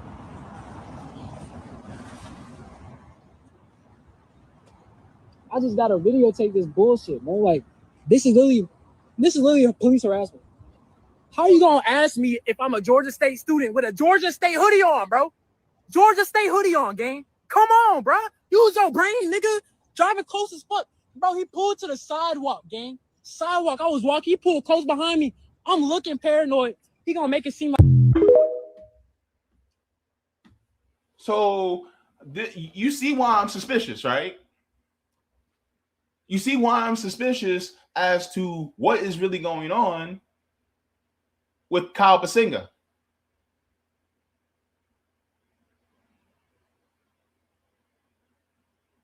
Imagine sending your kid to college and you're on a trip and you come back and then police tell you, oh, he's dead.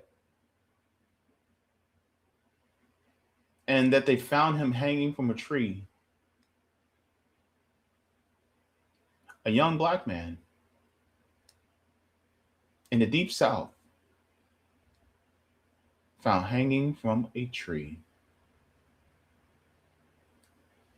And you don't want me to find that suspicious?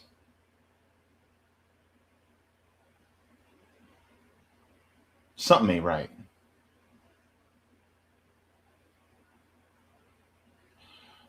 I hope that the family of Kyle Bassinga gets all the answers,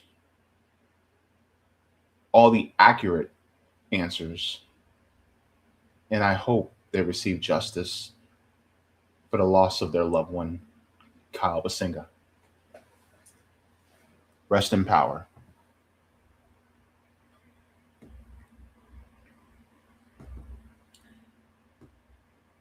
All right. Go ahead and take the poll as well, and we shall get into the chat here. Let me check to see on the Kick side to see if we have any comments on Kick. Looks like we're good on Kick there. Pretty good. Let's get into the Rumble chat to see if we have any Rumble rants regarding this one.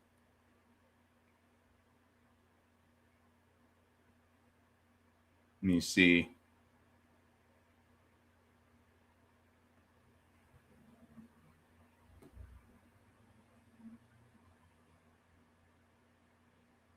Okay, I don't see any Rumble rants.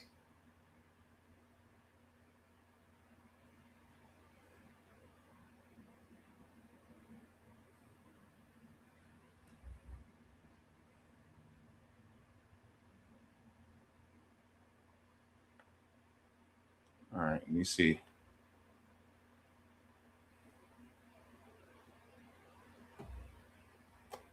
All right. I need to check that. I'm going to read the chat first, and then I'll go to the poll. Deal? All right. Oh. Ooh, that jumped. Okay.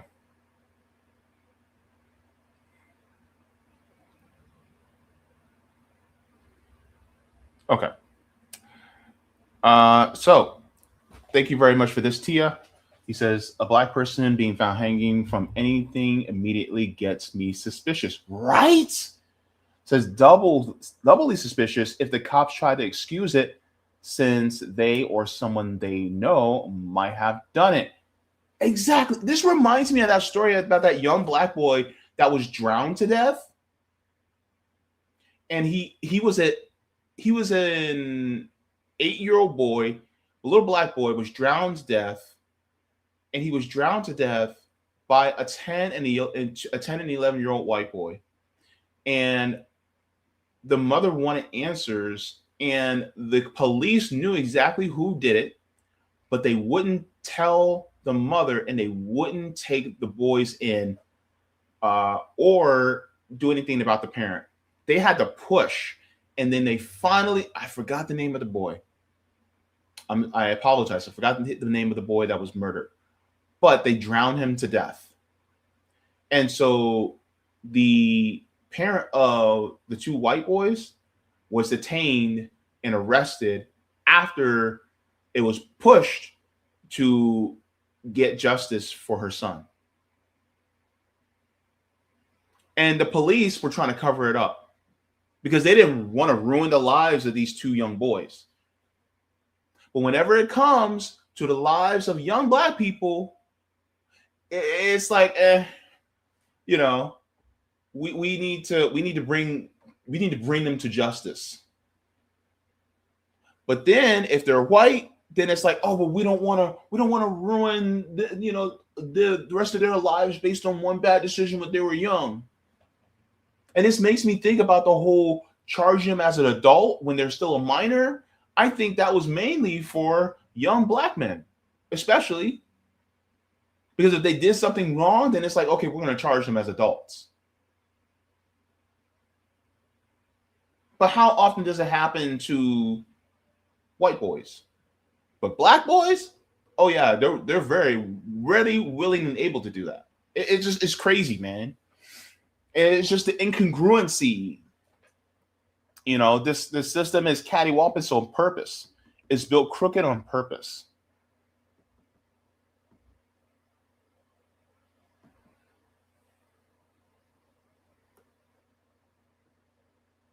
Mary Ploppin says the Ethiopian boy we used to carpool with was found hanging in a tree in New Jersey in 2020. Oh my gosh. Jacqueline says, why would a black man put their family through that, even if they did feel overwhelmingly depressed? It doesn't make sense. And Jacqueline, you're in the UK, and you know this. So it's like, why in the world wouldn't we be suspicious? It's weird, man, to think that.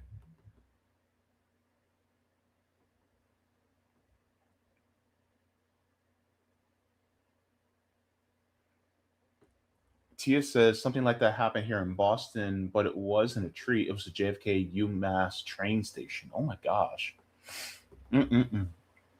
Roger says Cobb County, Georgia is where corrections officer, WWF, now WWE wrestler, Big Boss Man is from. He wore a Confederate patch on his uniform. Yeah. The Confederacy is alive and well, y'all. It never went away. It just incorporated itself into the United States. It's almost like this is like a nothing to see here, folks. It's just another young dead black man that was hanged to death. Like what? As if it doesn't matter, or as if it is minimized. It's crazy to me. It's still a life. Thank you very much. It says cameras that the police are able to doctor. Yeah. Thank you very much for that, Tia. Appreciate it. Let me see. Calm Tenacity says, hey, JB. Hey, Tom Tenacity. Nice to have you.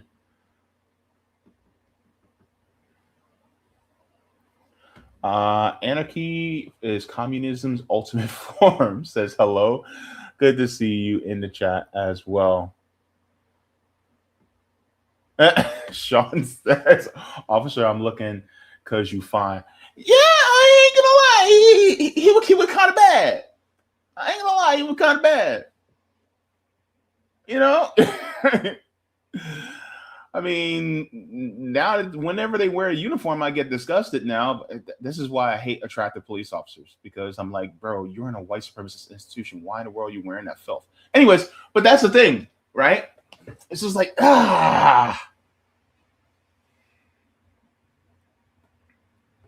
Yes, Mary. Mary says hanging not common in black people. Yes, we don't do that. Look, I will make one amendment. If it is a black person that does it, they're a black immigrant. And they just don't really know the history of what we've gone through here. But pretty much most black immigrants know the history of chattel slavery in the United States. They know at least part of it. And they should know something about what lynching is. So even then, like, why would they do such a thing? You know, we don't do that to ourselves like that. No.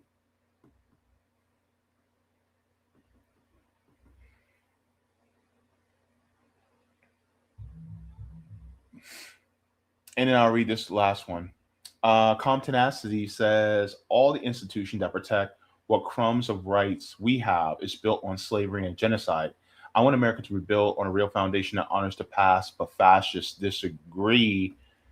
Says the absence of institutions is the foundation of authoritarianism and distrust too. However, quite the quandary. Yeah.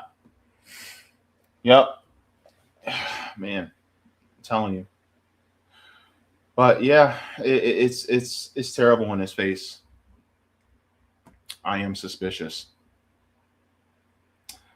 All right, so we're going to move on to the final segment. We're going to be getting into this here. So we are going to be getting into that now. Let's go into, so we, of course, we talked to Arturo Dominguez about Cuba. Then we talked about Kyle Bassinga possibly being lynched. I say possibly because I'm trying to make sure that, you know, if I'm wrong, which I highly doubt, then I don't want it to be a statement. I really want to ask the question, but I'm leaning towards that. Oh, and you know what? Before I get into that, I forgot. I need to look at the poll. I hope you guys took the poll. Let's take a look at the poll here. After hearing that story, I don't blame a lot of you guys who took the poll and voted the way you voted. All right, so out of 50 votes, it says, do you think 51 votes, do you think Kyle Bassinga was lynched? 61% said yes, 2% said no, and 37% I don't know. And honestly, you know, I respect that, you know, some people are like, I don't know. People who say no, I don't know. Like, to me, it's like, if it looks like a duck, talks like a duck, walks like a duck, and quacks like a duck, then it's Scrooge McDuck, basically diving in the money bin. That's what it feels like to me. All right, so of course, we're going to be talking about our final story today. We're going to be talking about Social Security, Supplemental Security Income mix-up, SSI mix-up. We're talking about a citizen that was denied SSI. So let's get into this. Social Security and citizenship mix-up. Let's get into that. Make sure I have this ready. Because JB is the place to be, and he that's what it takes to rock the mic. See, now I'm saying what Kime always tells me. Because we're gonna rock the mic up in here.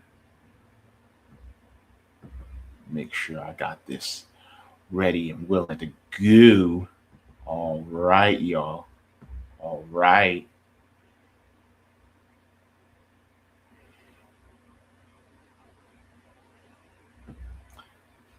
Okie dokie.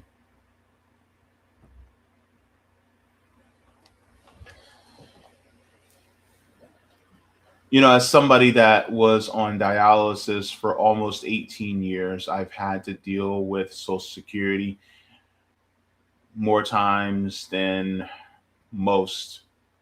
And because of doing so, you know, you run into a lot of issues regarding this government bureaucracy. It's primarily because the death of 1,000 cuts, they really want to get rid of it so that, you know, it takes money, more money is actually given to the parasite class instead of it being a social welfare program for people who may be disabled or elderly and retired. But let me ask you this. What if you are a U.S. citizen getting your Social Security disability or supplemental security income and you get denied because the government suddenly thinks you're no longer a citizen? What would you do? How would you feel?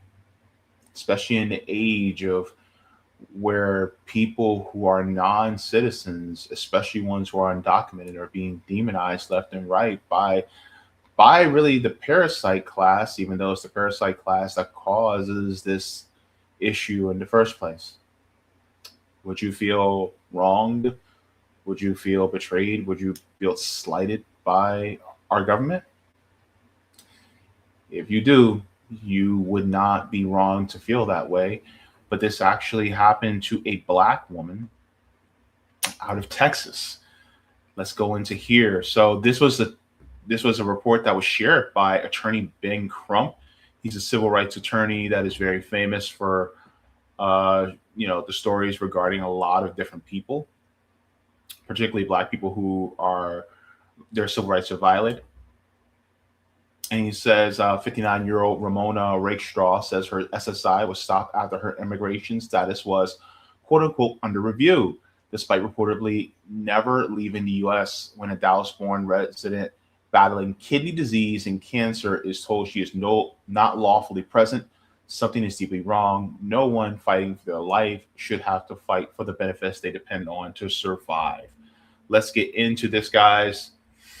And we shall talk about it on the other side. I am shocked. Kidney disease took Ramona Rakestraw to dialysis at age 28, then a transplant.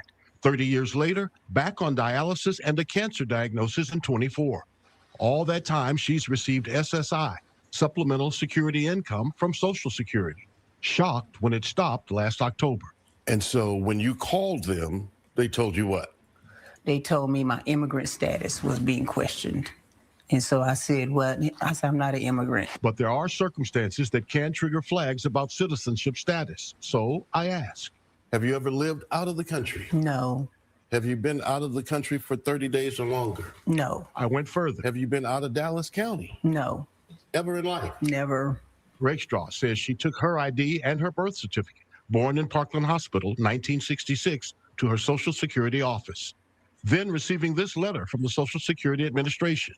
Saying we cannot give you your benefits. We cannot pay you benefits because you are not lawfully present in the U.S.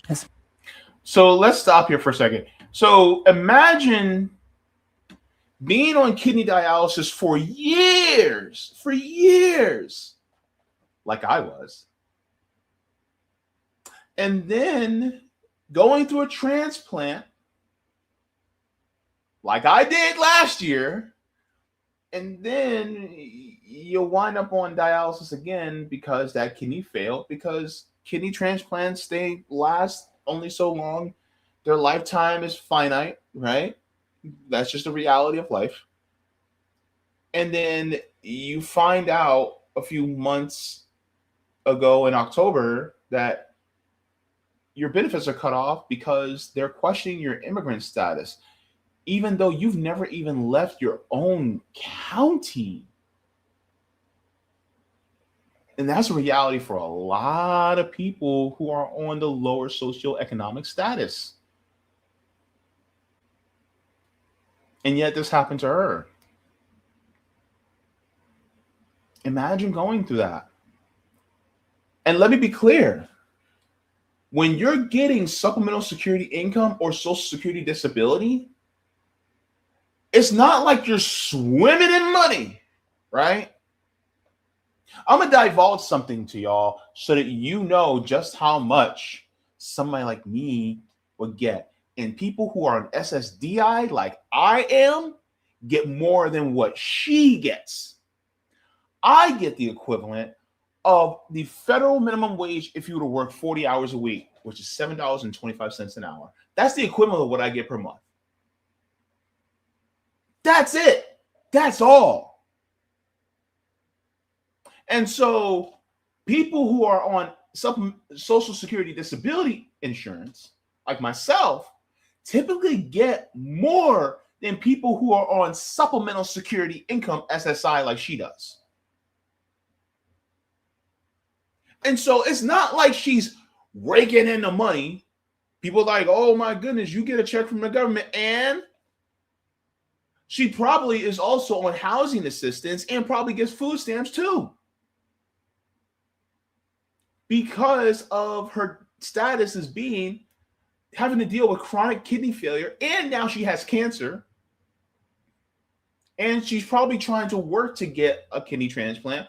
But she probably also has to go through chemo and all these other different treatments to get the cancer in remission so that she can get a transplant. Because transplant teams may not want to transplant to somebody who may have cancer, and then they end up losing that kidney a couple of years later by the person passing away. And so all for the government to go, you don't think you're a citizen. Even though you were born there, you lived there your entire life, and you never even left the county.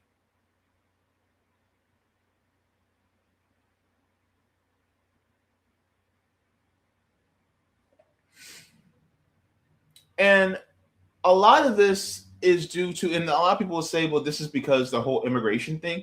That's part of it. A lot of this is also due to cuts to social welfare programs that have been cut for years by both parties. And because they've been cut, then the ability to check and double check to make sure that people who are eligible continuously get the assistance and the entitlements that they are due. Well, if you cut funding for that, then the likelihood of more mistakes and inconsistencies are to go up, which means that it gives people who are part of the parasite class, it gives them an out to say, hey, see, this program, it doesn't work. Look how many times it messes up, because they did what they call a death by 1,000 cuts. And so the problem is you have people, like this lady who this shouldn't have happened, but it is because they constantly want to cut benefits. And the amount of people who are on kidney dialysis, especially people who are Black, is very large. A huge chunk of kidney dialysis patients are Black. And what is the system? How does it go? One, if you're on kidney dialysis, if you are diagnosed with ESRD, which is end-stage renal disease, which I had before my transplant, you are fast-tracked into getting Social Security disability or supplemental security income. And so who's the majority of people that end up on dialysis? Well, there's a huge chunk is black people.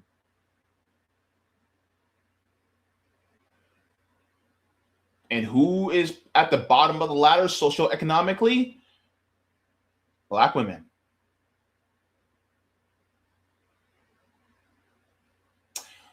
So this is what I'm talking about. Look at this. And this is why I talk about like cuts to the government when they're like, oh my God, we're going to cut taxes. You're cutting taxes, number one, not for all of us. They're cutting taxes for the very wealthy. Number two, they're also going to cut spending and cut entitlements, because who does that affect? It doesn't affect the rich folks. It affects people like this lady here. It affects her.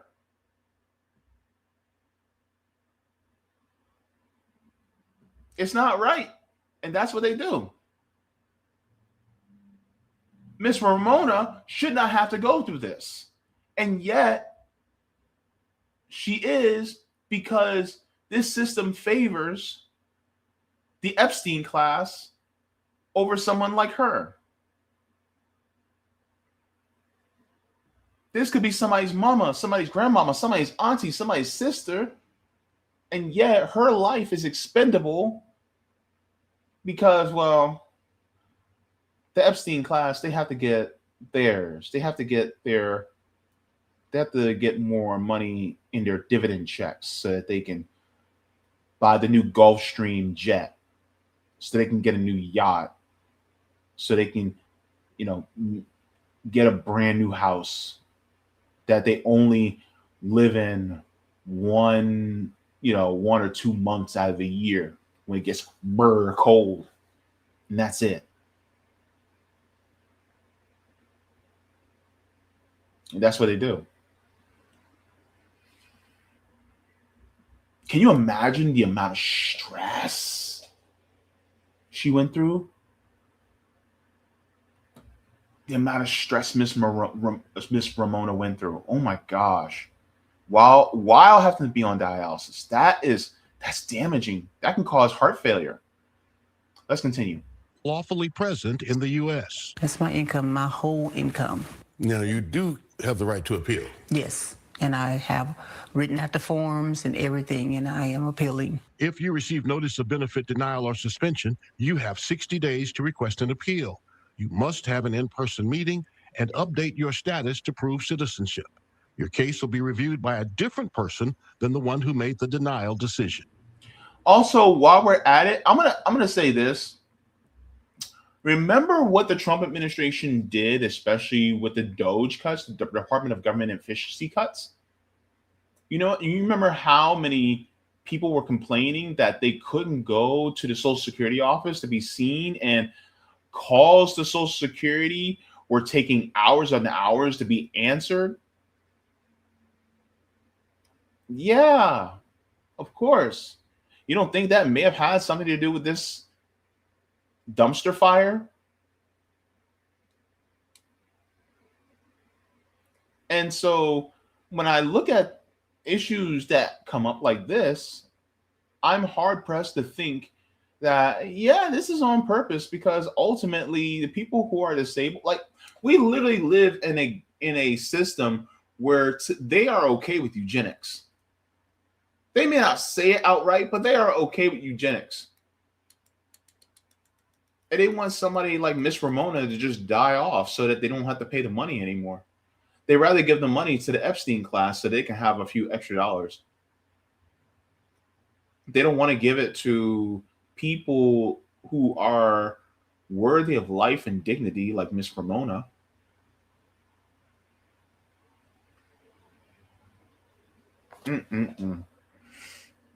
And then on top of that, the appeal process, all these different things. You have to go through all this in order to be able to get this through, which in itself is daunting. You have to deal with all this paperwork. You have to deal with all this, red tape and bureaucracy that they place there so that you give up. They want you to give up. This is why it's so hard getting disability benefits in this country, because they want you to give up. They don't want you to actually succeed so that you'll have some type of income. And you got to remember what I told you what I told about how much I get, and I probably get more than her. And she said that's her entire income.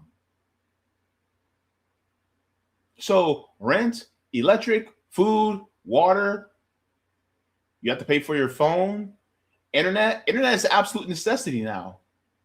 All these different things. And I'm telling you right now, excuse me, landlords, they don't care if you don't have the money. You better go get it or you out. The electric company, they don't care. I mean, there's Light Heap, but Trump also cut Light Heap. He cut access to Light Heap. And let's say she owns her home. Well, look, she still has to pay taxes on it. What if she still has a mortgage? Who knows how long she's owned her home? And plus, how does she get to where she needs to go? Does she use paratransit to get to and from dialysis, or does she have to drive her own car? How does she get to where she needs to go? So many different things, man. So many different things. And that comes with not having that income. However small it is, it just adds more insult to injury. Person than the one who made the denial decision. And you hope that's approved? Yes. What happens if not? I don't know. Have to just take it a day at a time. So what? Well, we really don't know yet, because Social Security tells me due to privacy concerns, they cannot respond to my inquiry. It could be a procedural error, a mismatch of data. The Institute for Responsive Government says it could also be incomplete or outdated citizenship data in Social Security records. Social Security did indicate, though, they would contact Ramona Rakestraw, and she was heading back to Social Security after our interview today. We'll keep you posted. Right, Sean, we know. So that happened, and a lot of people were outraged. Because of that report, there's been an update. So I want to make sure I get this out here as well. So let's take a look at this. It says Dallas native to receive Social Security benefits after Fox 4 report on citizenship concerns. So now that they were put on blast, she got her benefits reinstated. Let's take a look at this. It says Dallas woman will continue to receive supplemental security income after a Fox 4 report on her case. Ramona Rakestraw, 59, had her benefits paused in October due to questions over her immigration status, despite Rakestraw living in the United States her entire life. And I'm willing to bet that she's also Black American, so it's not even that like her entire life, but she has ancestors that were probably born here too. It says Rakestraw says she relied on supplemental security income, or SSI, as her sole source of income while battling kidney disease and cancer. Throughout her illness, she had received SSI benefits and was enrolled in Medicare Part B. Both her SSI payments and Medicare Part B coverage were halted for a period last year, she said. Now, this is another point that a lot of people don't realize, is that once you're on dialysis, you automatically get Medicare. You see, she's under the eligibility status for Medicare based on age. You usually get your Medicare based on age at the age of 65. That's when you get your Medicare. But because she's under 65, she wouldn't qualify for Medicare. But because she has kidney disease, I'm willing to bet end-stage renal disease, because of that, she is under stipulation of the under government regulation, she is now qualified for Medicare Part B. And also, depending on your income, you may be eligible for Medicare Part A, Part B, and Part D. Part D, so Part A and Part B is one for doctors and hospitals, and the other one's for like clinics, things like that.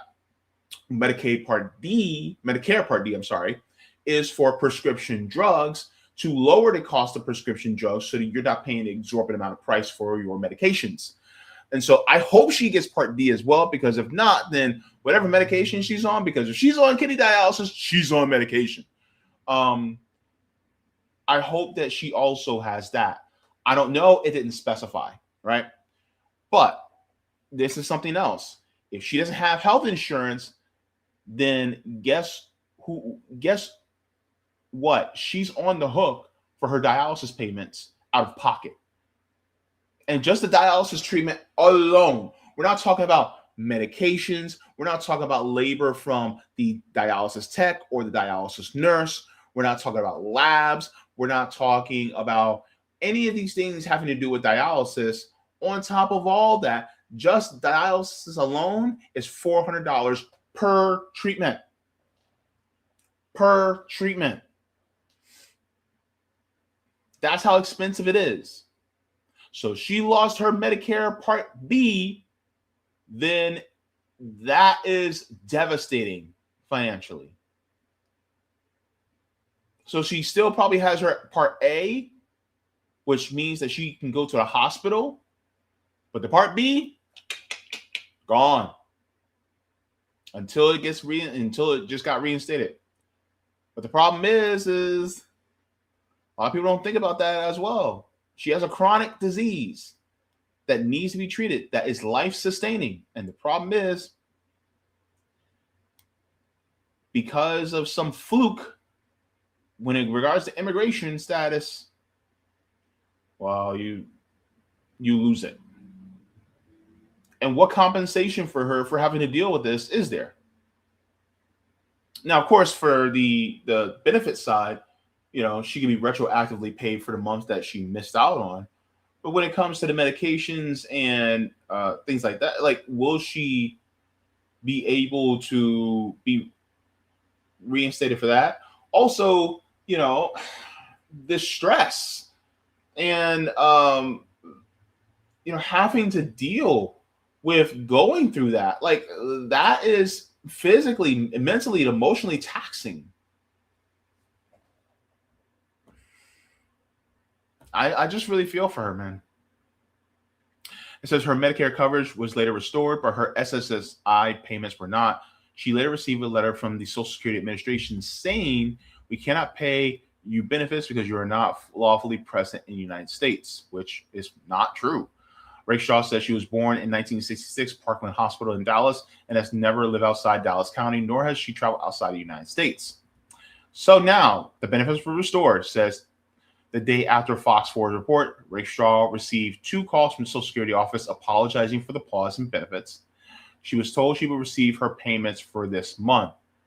What we don't know, it says no details were given on what led to the pause in Rakestraw's benefits or to believe that she was not in the country legally. The Social Security Administration told Fox 4 that they are unable to share details on any case due to privacy concerns. Now, also, you got to remember, Texas is a border state. So they're probably like on high alert for anybody who lives in a border state and go, oh my goodness, are they an immigrant? Are they not an immigrant? You know? So seeing this just, you know, makes me think about, you know, my situation when I was on dialysis. Now that I'm a kidney transplant recipient, it makes me think about that now. And so I'm hoping that she already received payment, because if not, then typically people get their payment by the 3rd of the month. So by next week, she should get her payment back. But I'm hoping that she's retroactively paid for, I think, October, November, December, and January. Let me take a look. So yeah, March 4th is next Wednesday. So I'm sorry, March 3rd is next Tuesday. So in a week. So if she doesn't get her check now, then she should get it by next Tuesday. But also when it comes to all the bills, food, right? All these different things, like, will she be paid retroactively for the months prior? You know, she should be. I hope so. But yeah, man. You know, try to make sure to dot your I's and cross your T's and make sure that everything's updated when it comes to Social Security, when it comes to disability. Um, and for people who may be checked out and going, well, what does this have to do with me?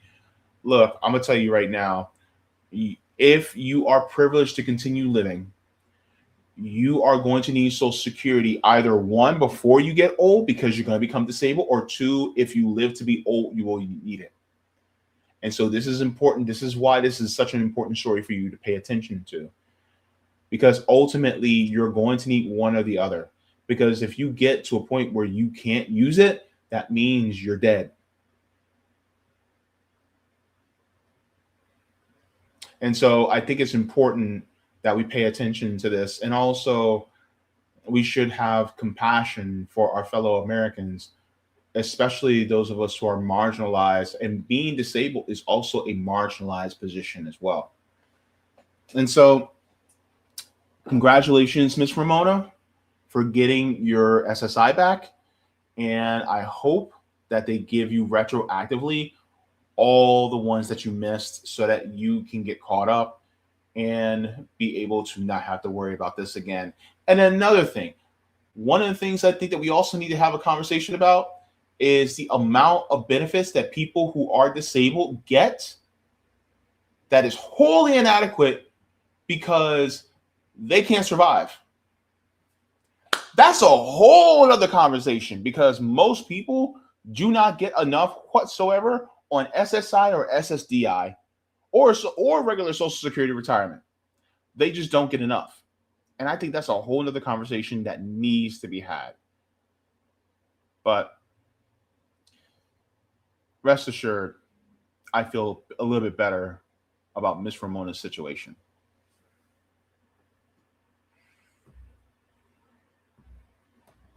All right, go ahead and give a like to the stream. Let's go ahead and check the kick. Check it out. Check it out. We are living single. Ooh, in the 90s kind of world. I'm glad I got my girls. Keep your head up, boy. Keep your head up. That's right. Whatever this got get tough. You got to fight with my homegirl said to my left. Am I right? True. Boo. It's tight like glue. Sorry, I'm in my 90s era right now. Oh, Lord. Roger, don't you say nothing. I know you are trying to type something up right now. I can hear the clickety clack of your fingers right now, Roger. I know you.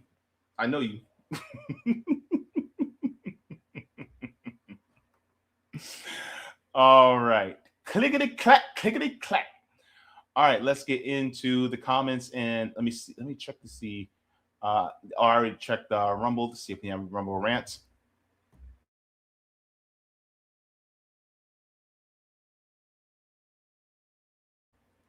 Whew. Oh, and by the way, guys, I got a funny video I'm gonna share with y'all because we gotta laugh to keep ourselves from crying.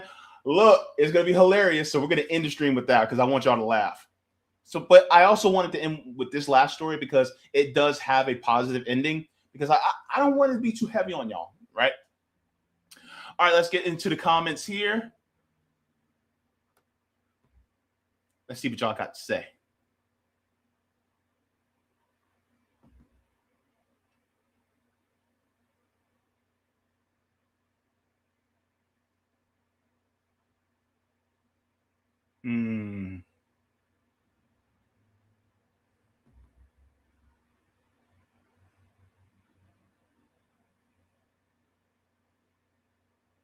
Let me see here. I think I saw that one already. Oh, yeah. Okay.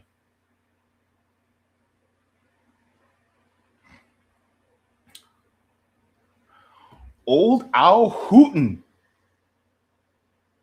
I like that name. Says rocking the mic and mocking the Reich. Oh, yes. Yes. Down with the fascists, baby. Love it. Tia says, I would be angry, to be honest, betrayed. I'm not sure. This country hasn't stopped betraying Black people. it's kind of hard to portray somebody when you never had loyalty in the first place. This country never had loyalty to Black people in the first place. So therefore, it's like, it's wild. It's like they didn't portray Black people. You know, they've always been against Black people. You know, I'm not sure what happened. Let me see. A non-user said the ruling class are enemies of life. They need to be dealt with appropriately for the threat they are. Interesting. Mary says, I think something is up with Rumble today. Lots of people are complaining about their chats acting weird. Yeah. Unfortunately, these things happen, man.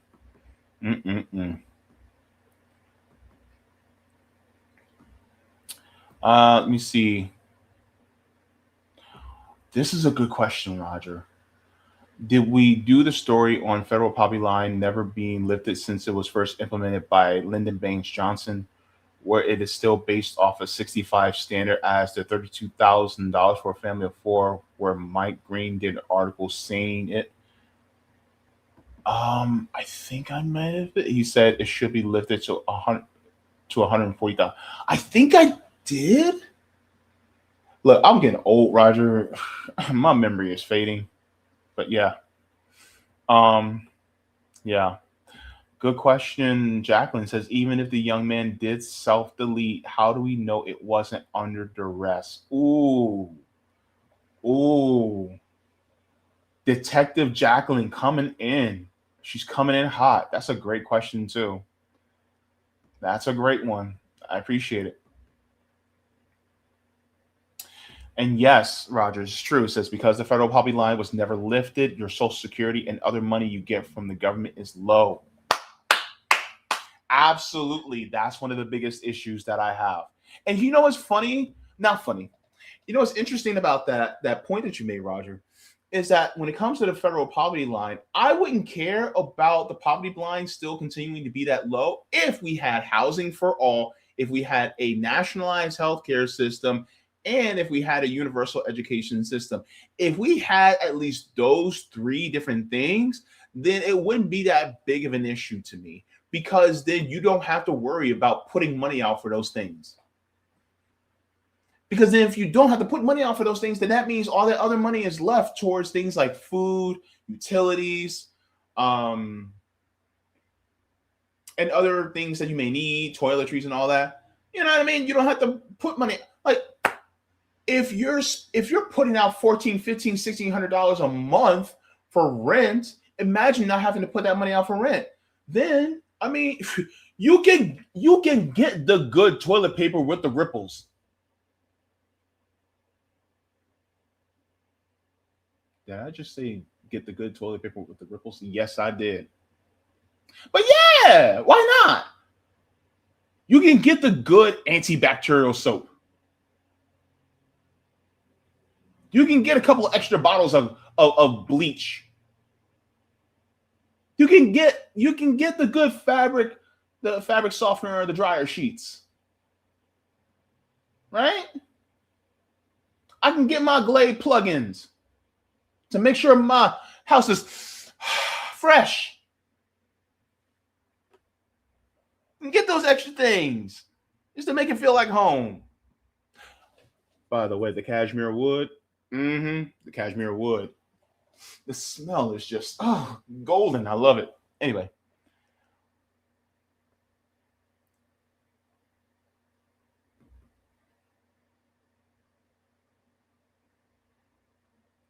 Roger says, yet to run a CBI for single payer. Let's cut the excuses and start running single payer CBI amendments. And he says, YouTube didn't post one of my comments. How dare you, YouTube? Wait, like Stephanie Tanner from Full House said, how rude. Yeah, Jacqueline says, and if Miss Rakestraw had to rely on family or community to see her through, it puts pressure on them as well. Yes, because how many people are like, Oh, I don't have money for my rent. And now that family member that doesn't really make much money, now they have to help and pitch in to help Miss Rakestraw to be able to get, make sure that a roof is still over her head. That's crazy, man. You know how many of us have family members where they may have to borrow money from us? And we ain't got it either. Thank you very much for this, Roger. He said, I had a friend who was celebrating counting the days when she turned 65, eligible for Medicare. Oh, she died of COVID a few days before 65. Here we are watching another election go by and yet to pass Medicare for All Citizen Ballot Initiative amendments. Oh my God, I'm so sorry, Roger. I know, man. I lost 4 family members to the pandemic. And then the 5th family member I lost to cancer. It's horrible, man.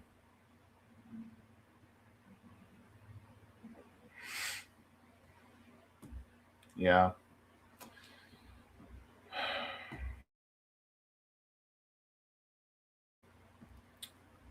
So, yeah, I think it's important that we talk about that. Things like the cost of living.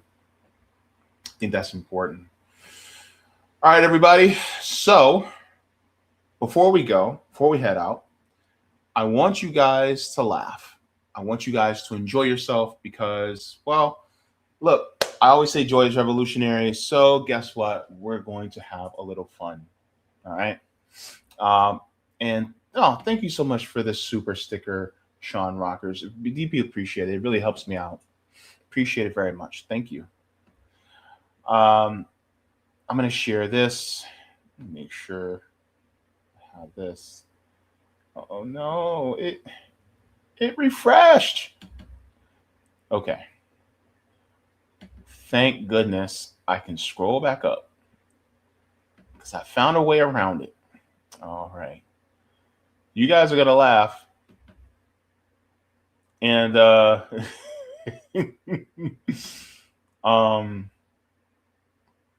going to tell you guys what I said earlier is going to be kind of related to what I just said, but you guys are going to be kind of laughing quite a bit. Let me see. All right. Oh, I found it. Okay. All right. All right, guys. Let me share this so you guys can laugh. Don't say I didn't warn you, but I warned you. All right, let's crack up before we head on out, guys. All right.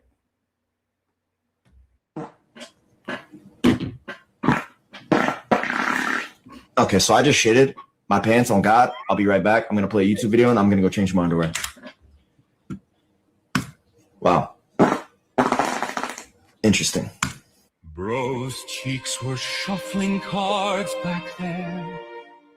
What you mean on God we believe you, bro.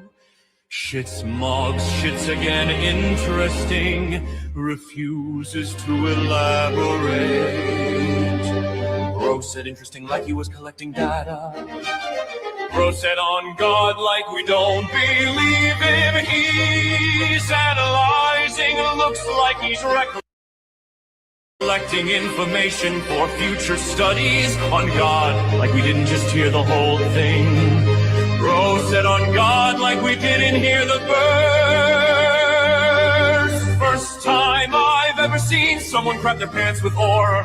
Aggressive fart, I just shitted my pants. On God does it more. Bro's buns were playing Uno. Trust and believe you did not need to add the on God.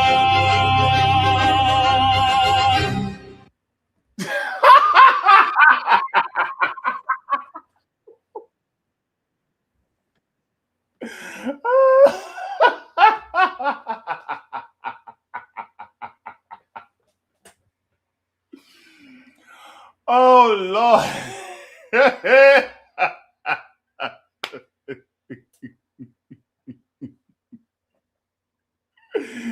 Yo, and guess what? The USS Gerald Ford just had the biggest toilet backup in history, and now the entire floor for all of the sailors is full of sewage. And somebody posted online said, I guess the war with Iran is canceled now.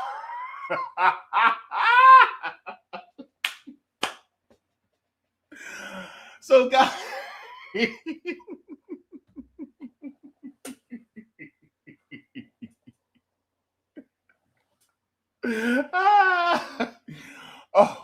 oh my gosh.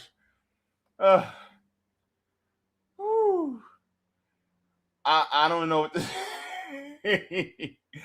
but guys, it's like the singing in the comments.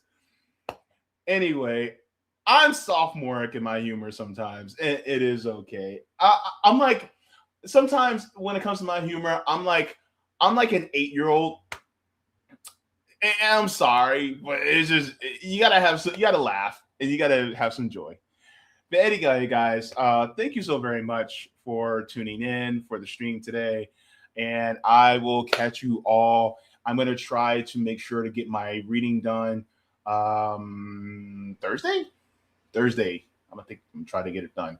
Also, there's going to be if you're in Florida, there's going to be an event with Florida Palestine Network. So I hope you guys are able to get there. You guys can follow them on Instagram, but they're doing great work on the ground there.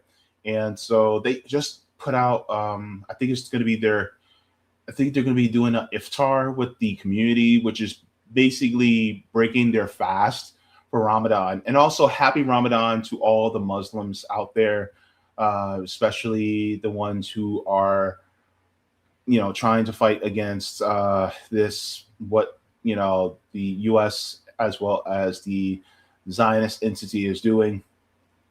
And you guys are surviving and trying to thrive as much as possible. So happy Ramadan to you. And breakfast for y'all is in about an hour. So have a great and filling breakfast. So thank you very much, everybody, for tuning in. And I will see you guys in the next one. Water your plants, water yourselves, leave the world better than you found it. Smoke them if you got them, drink them if you got them. If you ain't got them, watch something funny like we just did, because joy is revolutionary. Read because reading is fundamental. I love you for being you. You guys take care and have a great night. Mwah! Forehead kisses. I will see you guys in the next one. All right. Good night. Thank you so much for watching, and I appreciate it from the top and bottom of my heart. If you'd like to see any more, you can look here. Mwah! Forehead kisses. Have